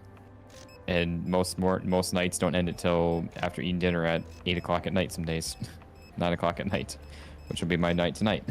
Well, and that's the thing. You always got to make sure that you don't overwork yourself, because that's not a good thing either. Mm-hmm. There are sometimes every once in a while where less can be more. So yeah, and that's actually what I kind of found out. I was just gonna say recently. I'm sure you probably noticed this. So I went from 3 videos every single day down to 2. Yeah, I've been honestly, when it comes to videos, I've kind of slowed down a little bit myself, because I for a while there I ran into I was up there and then I fell. I ran into a situation where I'm like, I had a couple nights where I'd be sitting at my computer. It's like, what the heck do I want to do a video on tonight? And I have no answer. And I'd spend like a half hour like, I got nothing. And it's then I realized, okay, well, you don't have to do anything, because you've got plenty of other stuff you're going to be doing. So yeah. And I think for me, like, I'm always in that mindset of like always worried about falling off that hype train kind of thing of YouTube's algorithm. And I think that's one of my biggest like scare factors of content. And I'm not saying that's the reality or the truth that would happen, but it's just like, in my mind, I'm like, okay, if I stop posting videos, even missing a day, even with streams throughout the week too, like, I'm gonna end up falling off that train kind of thing. And I don't think that would happen. And yeah, I don't know that it would, but it's just like, I feel so blessed to be where at with stuff that I don't ever want to stop it. I don't want to lose it any bit of momentum that I do have or we have. And I don't think you have anything to worry about there. It's one of those that with you at this point only doing 2 videos a day versus 3, that's not gonna have a negative impact on you. Mm-hmm. Which, like I said, it did affect things less than I expected with it. But with me starting my new job and adding an extra community time of an hour total throughout my day with that, plus getting home later, I could not do it, especially keeping up with streams. It was either going to be the streams go away, which I did not want to do, or cutting back on videos, which I'm still posting videos even on my stream days too. But that 3rd video definitely made a difference. And even especially it worked out perfect timing because of the slowdown of games. Like, I'd be so lost of games, just like you were saying, of what do I play, kind of thing. Oh yeah, it got real bad there. Like from mid-May to the beginning of July, it's like everything just went crickets. Mm-hmm. And I was gonna say that's honestly one of the. It's not the only reason, but it's definitely one of the determining factors of why I post content the way I do, as far as the games I play, like where I have 300 plus episodes of Supermarket Sim, because it's like, when you have that solid video or solid game that you just know you can post every single day. And and if you got something that you know that it works and it's working for you, then absolutely go with it. And it's like not even that, but just like takes away the stress of like having to know like ideas of coming up with what different games to play. You know, like you're gonna be posting that regardless every day, kind of thing. So it's kind of like you don't have to think about it. Just you just go in and play it, kind of thing, I guess. Get in there and run with it. So yeah, I don't have as many series that are like that, but it is good when you have one that can just be a channel mainstay. Although I know I've shot myself in the foot of that too. It's been, I don't want to say harder, but like obviously a lot of my channel has been built up on Supermarket Sim. So like when you take away a game, either Supermarket Sim or similar games like that, and you try to branch out and post other things, then it does become harder with that. So I guess that's one downfall or downside to that. Well, it depends on how far afield you're going. Because if there's, I mean, if it's something that is, I forgot what I was going to say. I mean, if you're playing something that's kind of close to what you were playing before, then you shouldn't really have too much of an impact there, I wouldn't think. Yeah, and that's what I was going to say. Like so I definitely do notice that theory for me is true, because like anytime I post like 99% of like a grocery store, supermarket type of game, it absolutely does well on the channel. I branch out and do a different kind of store sim, or like even something a little bit more out of the realm, which I guess is probably more YouTube's algorithm. It just most of the time does not do all that well. That's where I was so surprised at Car Dealer Sim, how well that's been receptive on the channel. You're just the grocery store man, Austin. Everyone just loves watching you run a grocery store. Yeah, exactly. Yeah. Which I mean, I get, but at the same time, it's nice to have different variations of things too. That's trust me, I 100% get that. I absolutely get that. There are times where you want to be able to do things that are not what you always do and have them be received. So that's one of the things I was gonna say I love about watching T Martin is just all the random simulators that he posts, and even some bigger AAA title games that he covers. Yeah, it's so many different types of simulators, and it's a lot of the same stuff that I end up playing or played before in one of the two. And but he's in that similar situation where he's a big enough channel where he can do things like that, and it still works out for him. Like another channel that I can think of is Dre, D-R-A-E, where he's the same kind of way. He's got, I don't know, however many million subscribers, and he plays all kinds of stuff. Like it's funny because he just recently started playing Returns Outlet, which I think is also kind of helping me out a bit. I mean, he just picked it up out of complete left field and started playing it.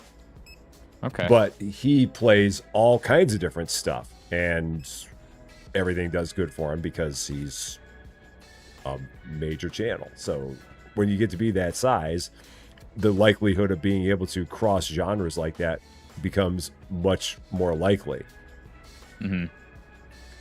But I mean, when you're a channel like one of ours with 15, 20,000 subscribers, yeah, you can't do that because again, YouTube's just going to look at you and go, huh? And yeah, which honestly, when you think about it, like say again, take T Martin as into like a example. So he's got, I think, 4.5 to 5. I think he's just shy of 5 million right now. He's like 4.8 million on his, I guess, like second channel, if you want to call it that, which is his main now. But say he averages 100,000 views a video, that is still only what, 1/50th? Just shy of 1/50th of his subscriber count. So like if you take, say, yours or my channel in that consideration, say you get 2,000 views on a video, that's 1/10 of your subscriber count. Yeah. But I mean, if you can have a video if you can get to the point where you know that every video you're going to do, you can get 100,000 views on it, at that point, I mean, the world's your oyster. Yeah, exactly. Yeah.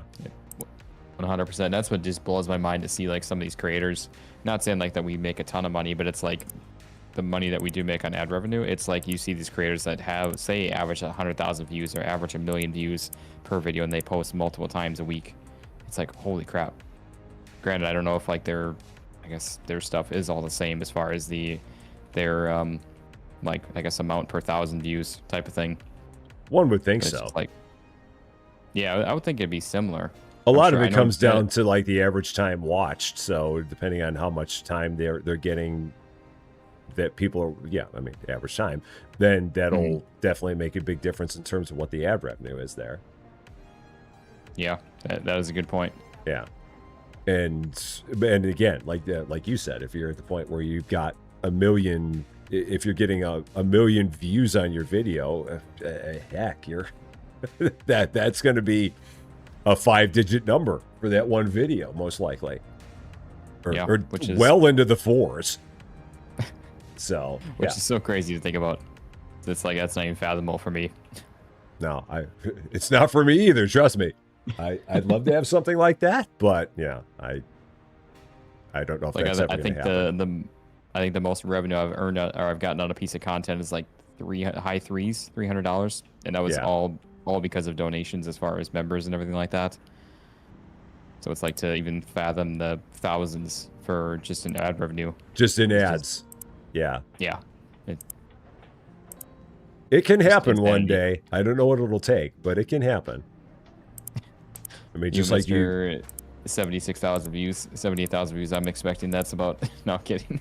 Honestly, I don't remember where that one actually ended up faring in terms of like, from a revenue standpoint. I'd have to look at it again. Yeah.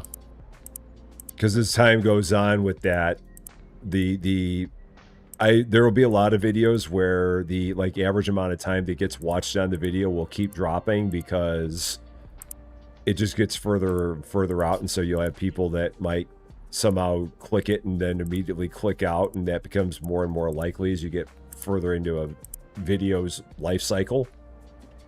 Which I have noticed with the video that I've got, the 26,000 or whatever on the average watch time is definitely far lower than the average or majority. Yeah. Because it'll start getting picked up by some weird secondary sources, and that was like the last video I had of that Deep Court game that I was playing. It had, I mean, it had like 1,800 views or something like that. So by that metric, it looked pretty good.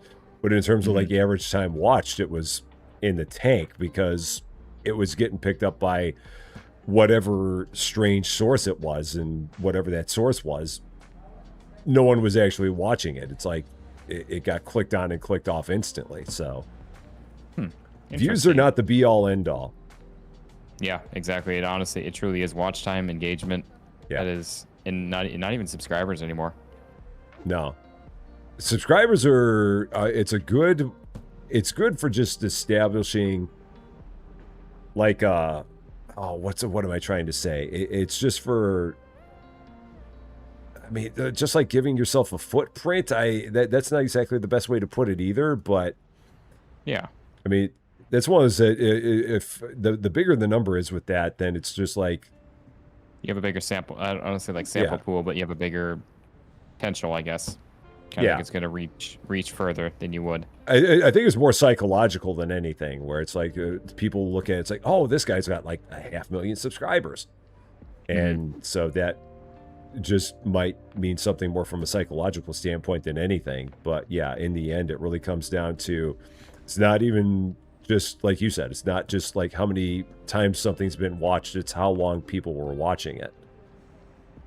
That means a lot more than how many times something's been watched, because I've had plenty of things that I've done where they'll have fewer views than something else, but the other thing will have more watch time.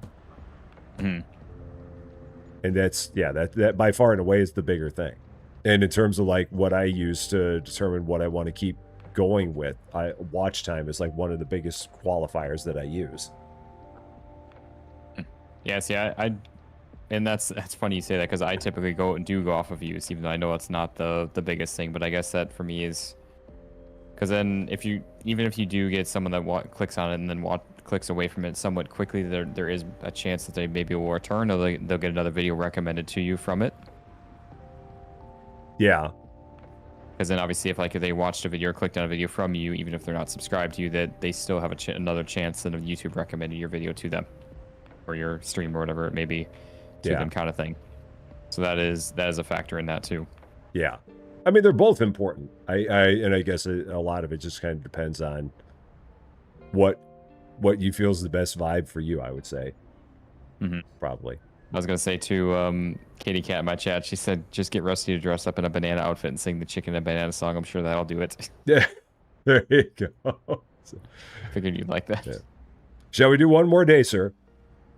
Oh, yeah, we can. Yeah, we'll do one more. I do need to get rolling here somewhat soon here because I still have some more videos to record tonight and still need to make dinner and eat dinner. And you get nothing and like it. Your videos for day have been denied. I set myself up good for yesterday because I made a couple extra burgers and brats the other night for last night, but now I have nothing because I wasn't planning on streaming tonight, and then you had mentioned it last night in the stream. Yeah, I love. We've definitely been getting our grill game on more and more this year. We made some brats on Sunday. Oh, grill game. I think you said girl game. I'm like, no, wait, grill. What is he about to say? GRILL, grill. Yeah. Easy there, Chief. No. I was like, where are we going with this? No, my grill game that I do with the girls. No, I'm just kidding. But no, I've had the same grill. Man. Yeah, that's me. Yeah, I've had the same grill for a couple of years now, and last year I just didn't really use it all that much, but I've been doing my best to. I mean, any chance we can get out to go out there and throw some stuff out there, there's just something really good about having some food on the grill. It just I like the taste of it, and it's just kind of fun being out there. Especially being in the Midwest, there's something about like summertime when it's nice out. You're finally able to be out grilling, maybe cracking open a beer.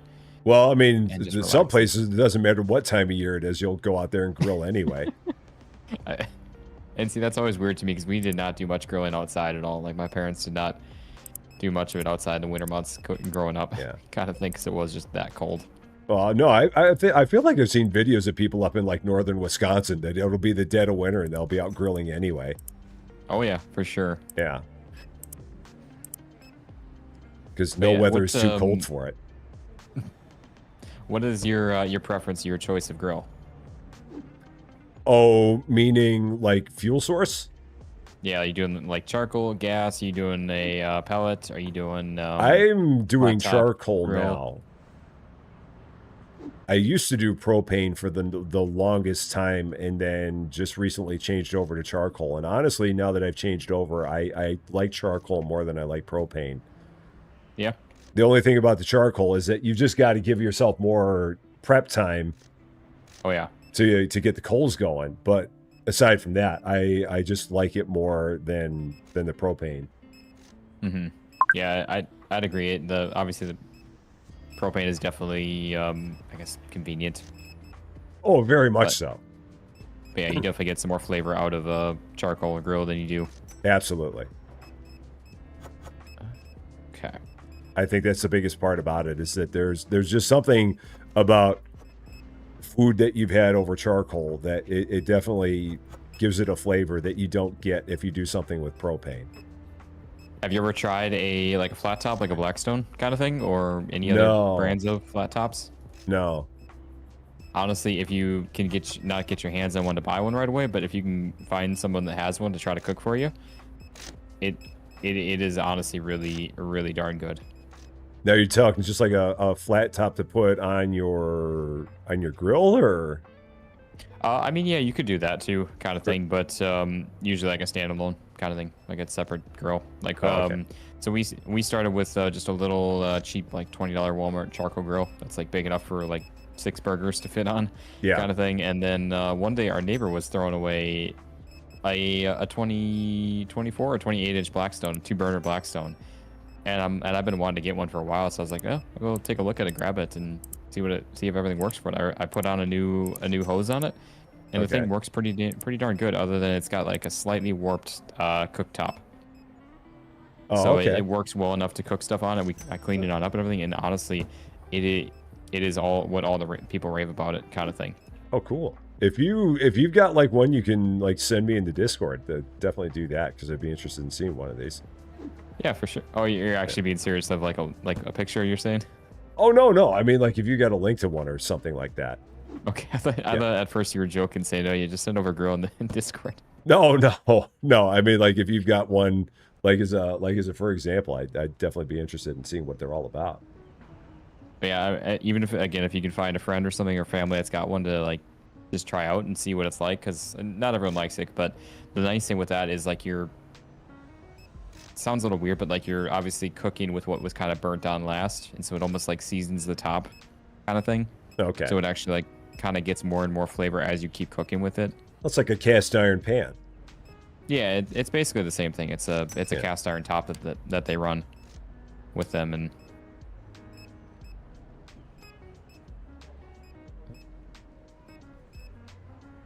now I got to figure out what I'm going to have for dinner tonight. No, actually, I know.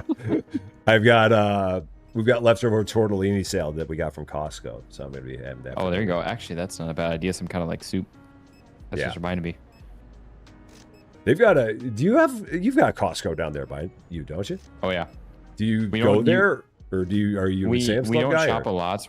We have both a Sam's Club membership and a Costco. A little soft flex there. No, I'm kidding. Of course, duh. Mr. I drive a Tesla. So the reason we use Sam's a lot more is our Sam's Club is about 10 minutes away from us, and Costco is about 45 minutes. Oh, that makes sense then. But on the flip side, Costco is just off the interstate, kind of on my drive home from work. So if we need something, I can pop over and pop it in. If needed. That works. I used to always stop there for gas, when I had to go and get gas. Now, like all the rest of it, no. Well, that's a good place to get gas because they've always got that was one of the biggest there. things. That was like one of the only ways I was able to try to save some money, not spending so much on gas. Yeah. What is that? What is what? Yeah, I will say that was one of the nice things with the electric car. Just like every morning you go to it, you have essentially a full tank, if you want to call it that. Mm-hmm. Don't need to worry, especially by us, like being in a busy area too. Like it's sometimes, especially like a Sam's or Costco, you're literally waiting like 20 minutes just to get gas. Oh, There's that many people in line. Yeah, I have no doubt. So to cut that out of there too, it's so nice. Oh yeah, we can't order anything anymore. Lovely. Yeah. I'm guessing you know about the refresh button, right? Oh yeah. Okay, I was gonna ask you on that because like we were trying to figure that out at the beginning of the stream of like some things were not showing up as needed. So I was like, maybe he's not refreshing it. But I had forgotten about it until there was one time I went in there. It's like, oh yeah, they had that button up there. It took me a minute to remember it. But I mean, I know, shocker, that it takes me a minute to remember something. Well, hopefully, I hope that Kansas is feeling better just in general, because it's never any good when anyone's not feeling good. But hopefully he'll be around, and then the three of us will be able to get together and do some more factoring around, because that'd be kind of fun. Yeah, for sure. So we'll have to check with him and see if he's see how everything's going with him, because I know in his Discord he was saying that he was hoping to be back tomorrow. He posted that today saying he was hoping he was going to be back tomorrow. So hopefully that will be the case, and we'll be able to all get together and do stuff. Yeah, I must have missed that. I did not see that. But yeah, I wasn't sure if the plan was to try to stream them tomorrow all together, or yeah, if he's around and if you've got time, I'd love to do all three of us in that game. That'd be a lot of fun. Absolutely. Yeah. So I planned on, because I mean Thursday is my normal streaming day. I planned on streaming some of the bowling alley sim, but it sounds like I might lose my mind in that one if I try to. So maybe not. You. I mean, again, maybe your experience will be different than mine, but I know what mine was, and but mine does not necessarily mean that that's what everyone's is going to be. I would hope that we'd maybe there'd be some updates, maybe. I guess. Oh, for the bowling alley game? Yeah. Oh, I would imagine they will, because, again, there's so many things about the game that right now are just flat-out bugs that they need to squash. Yeah, so, they haven't posted any updates as far as at least on Steam, from what I'm seeing. Yeah. Because there are things about that game that just do not work. Like the hot dog roller does not work properly. The heat lamps do not work properly. The what else doesn't work at all properly? The additional freezers and fridges, the additional drink fridges and additional food freezers do not work properly. Because anytime you buy anything and put it into the additional food fridges or food freezers or drink fridges, at the end of the night, all that product disappears. Oh gosh. There's the ridiculous thing of people having a $10 they owe you $10 and they pay you $17.34. So there's a number of things about that game that they do need to fix. That one less so than the others, but when you have a fridge and a freezer that eats your product every night, and a food, a heat lamp for food that when you go to pick up the product, you pick up the lamp instead, and the hot dog roller where the hot dogs don't stand on top of the roller but instead fall into the roller. Yeah, you've got to fix those things. I did notice one thing too. When you're shopping on the browser on the computer, I was able to click on the item behind it when you opened up the cart. I do remember noticing that. I thought to myself oh, that's a little iffy. Yeah. And it's like I said before when I was playing that game and when I was doing the stream of that game, I want that game to be good. I really do, because I think that it's a cool concept. I think it's a fun concept, and it's not one that's like any others that we've done. But in its current state, the game I got a refund. Thankfully, they gave me a refund on it. Especially bowling now is a staple of the Midwest. Yeah. It really is. Growing up for me, I spent so much time. I was in a lot of not super high-end stuff with it, but I spent a lot of time in high school bowling. My sister did high school and college. We did tons of tournaments and such, and definitely spent quite a bit of my days bowling, and my whole family is bowlers. Yeah. So that's why I was really excited for that one. And the concept of it's a great concept, and it's not like there are other games that are out there. It's not like it's a direct ripoff of some other game that's out there. This is something that it is completely different, and the idea behind it is solid. And the music in the game, I love the music in the game. I think the music in that game is great. But for me, I always turn off all music, every bit of music, unless it's something I know there's a streamer mode kind of thing. Well, that's one of those things that every time I now play a new game, I immediately go out and I go into Google and I say, is the music in this game original? And in this case, if I get an answer saying that it is original music, then I know I'm safe. But if I get an answer that says it is not original, then I turn it off and I put something else on. But in that case, it says that the music in that game is all original. Okay. Is that just getting a Google AI review that it's just, and sometimes I won't get an answer, and if I don't get an answer, then I just turn on my own music. Okay. But in this case, it actually said that was original music that was made by the developer of that game. So I'm like, okay, then I'm fine. I just don't know how much I've been burned too many times with that myself. Yeah, that's what I was gonna say. I don't know how much I trust even the Google AI review with something like that to know that or figure that out for you. Yeah, I mean, it pulled it from somewhere, so. And I guess again, it hasn't steered me wrong so far. And then the one time when it does, then I'll be like, okay, well, shame on me. but so far, it's been okay. Fool me once, shame on you. Fool me twice, shame on me. Exactly. That's the saying. That's the way the saying goes. It's 100% correct. All right, just going to order this last bit of stuff, and then we can call it here. Mine. Yours. I won't take it from you. I won't fight you for it. The guy I work with here, my I guess direct boss. That's one of the jokes that we always say to each other when we're messing with stuff, working on something. We're always just yelling, "Mine."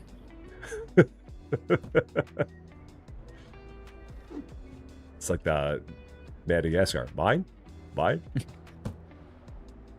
See, I always think of Finding Nemo. Oh, that's what I meant. Finding Nemo. That's what it was. Oh, okay. Yeah. Yeah, mine. Yeah, it wasn't. I don't know why I said Madagascar. In my mind, that's what it was, but no. Oh, this is lovely. Got a bunch of floating boxes. Your boxes are floating? Yeah. Huh. So I ordered a bunch of stuff and... Weird. Mine or not? It's the joys of being the host, I guess. Get all the weird things that happen. Yeah. It's because you're just not the host. Only one of us can be the big spoon. Oh my gosh, I forgot about that. I actually forgot about that. Oh, speaking of that, I'm very excited for Pizza House. So. Oh yeah, that game. Well, the three of us definitely have to do that one, man. That game could be so much fun. Yeah, 100%. That game, as soon as it came out, I'm like, dude, we all have to do this. Immediately when I saw the demo for that, I'm like, I knew how good Pizza House or not Pizza House, Wrap House Sim was. So that game was one of the best demos I played in Steam Next Fest. So I'm very much looking forward to that one coming out, and definitely want to play that multiplayer for sure. That's that right. Game just screams multiplayer. Oh yeah. That's right. I really don't understand like a lot of the demos that we saw, especially with this last Next Fest. I feel like there was just so much like random bad stuff. Oh, this past Next Fest was just trash, man. I had so many things that I'm playing. It's like, why am I doing this? Yeah. I don't know. Goes back to our conversation before earlier at the start of the stream. Yeah. It was a very underwhelming Next Fest. Which I truly look forward to the Next Fest because they're always such a great time for the channels, and then also just getting a glimpse of all the new games and everything to come out with stuff. So it's always exciting times, and it's just like, it really is not much. No, this one was kind of bad. Yeah, I'll move over, let you up here. See, I feel like you're taller than I am. Then you're trying to mop me for whatever reason. I have no idea why. So, well, sir, this is even though it was not necessarily maybe the most fun of games for you, it's always cool when I'm able to do stuff at the end. I'm glad that we were able to get together again, and like I said, hopefully we'll be able to get together tomorrow and do more Ore Factory. I'll make sure to shoot a message in Discord and see how things look, and we'll take it from there. But hopefully we'll be able to do some stuff tomorrow. Yeah, for sure, man. Either that or Friday, one of the two. Either way, I'm game unless you guys have stuff going on. Yeah, we'll definitely see how it goes for sure. But yeah, I never mind coming back to this. I don't know. Do I necessarily love supporting the devs in this? I get you. Trust me, I 100% get you, because I've played my season 3 of it, and again, every time I play it, I always say I would not ever recommend getting the DLCs, but the base game itself, I think, is still pretty good. I'm just not a fan of what they did with the DLCs, and I always state my piece with that. So but I 100% see what you're saying. Absolutely. Yeah, exactly. But it's always been, and it still will be a staple of the channel. So gotta come back to it every now and then. Definitely. Also, can we hire more random squirrel? We need more storage racks. More restockers? Dang. Yeah. Because I think we need 20 storage racks to get the next restocker. And you don't have to, you do have to have them set up, and then once they're set up, you can take them down. Yeah, that's right. I forgot about that. Yeah. So it's a weird thing. Okay, I just got the red glitch where it's showing red for me, and I can still place it. That's odd. I do remember having that last time. All right. So we can hire number 4. There he is. Nice. Just showed up. Beautiful. That actually will help out tremendously. Could help speed us up stocking. Yeah, absolutely. All right, let me see if I can get back up here. I somehow managed to do it last time. Yes, look at me go. Parkour king. Oh man, you suck. Dude, do you even signpost?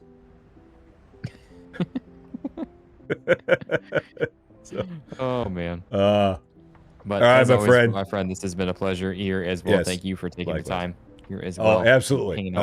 Well, I hope we're going to be able to do more of this soon, because we definitely had a dry spell there in terms of games, but I'm hoping we'll be able to do more of it because it's a lot of fun. Yeah, exactly. So. And for all you guys that are here on my side, if any of you are not subscribed to Rusty, make sure to go give a subscribe to both his channels and his Twitch, a follow with that. So you guys will not be disappointed and will want to see all his crazy content here as well. And all of his like, I will play the game how I want. Yeah.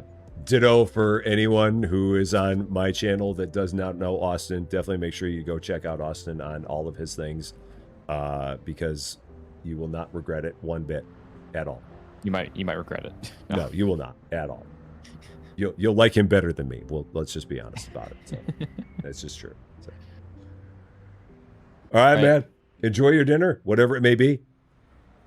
Probably some canned soup and then recording. That'll work. So, and I'll we'll have messages in Discord and we'll figure it out from there. So, all right, sounds good, my friend. You have yourself a good night, and we'll see you here. We'll chat here soon, and possibly see you tomorrow then. Yep, we'll do. Have a good night.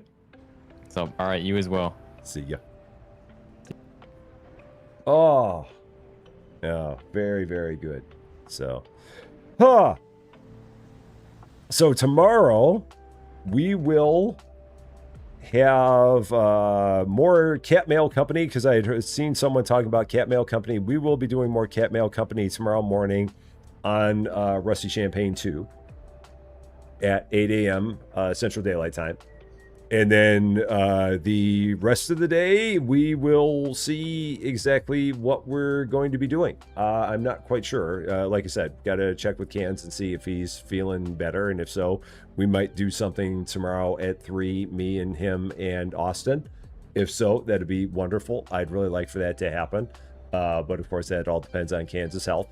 And then in the 11 a.m. time slot, I'm not quite sure yet, but we'll take a look and see exactly what we're planning on doing there when we get to that point. So, but I'm going to go downstairs and have myself some food and kind of rest and relax here for a bit, I do believe. So hope to see you all tomorrow. Hope you guys have had a wonderful, wonderful day with all the fun we've had, because it's always a good time. No doubt about it. So as always, my eternal gratitude to the best range crew in the business. There is no better than the Quad Mod Squad that is Cozy Worship Space, David W7535, Lady Fluffy Dragon, John Swigert. They are the bestest of them all, no doubt about it, 100%. And for all of you wonderful people, for all of your support, for all of your love, for all the laughs, for all of your generosity, and for always making this such a good time, because it really is such a good time. Thank you so much for that. Love all you guys. We're going to keep on having all the fun all the time, because that is what we do. That, however, is going to be all for this one, though. Thank you all so much for watching.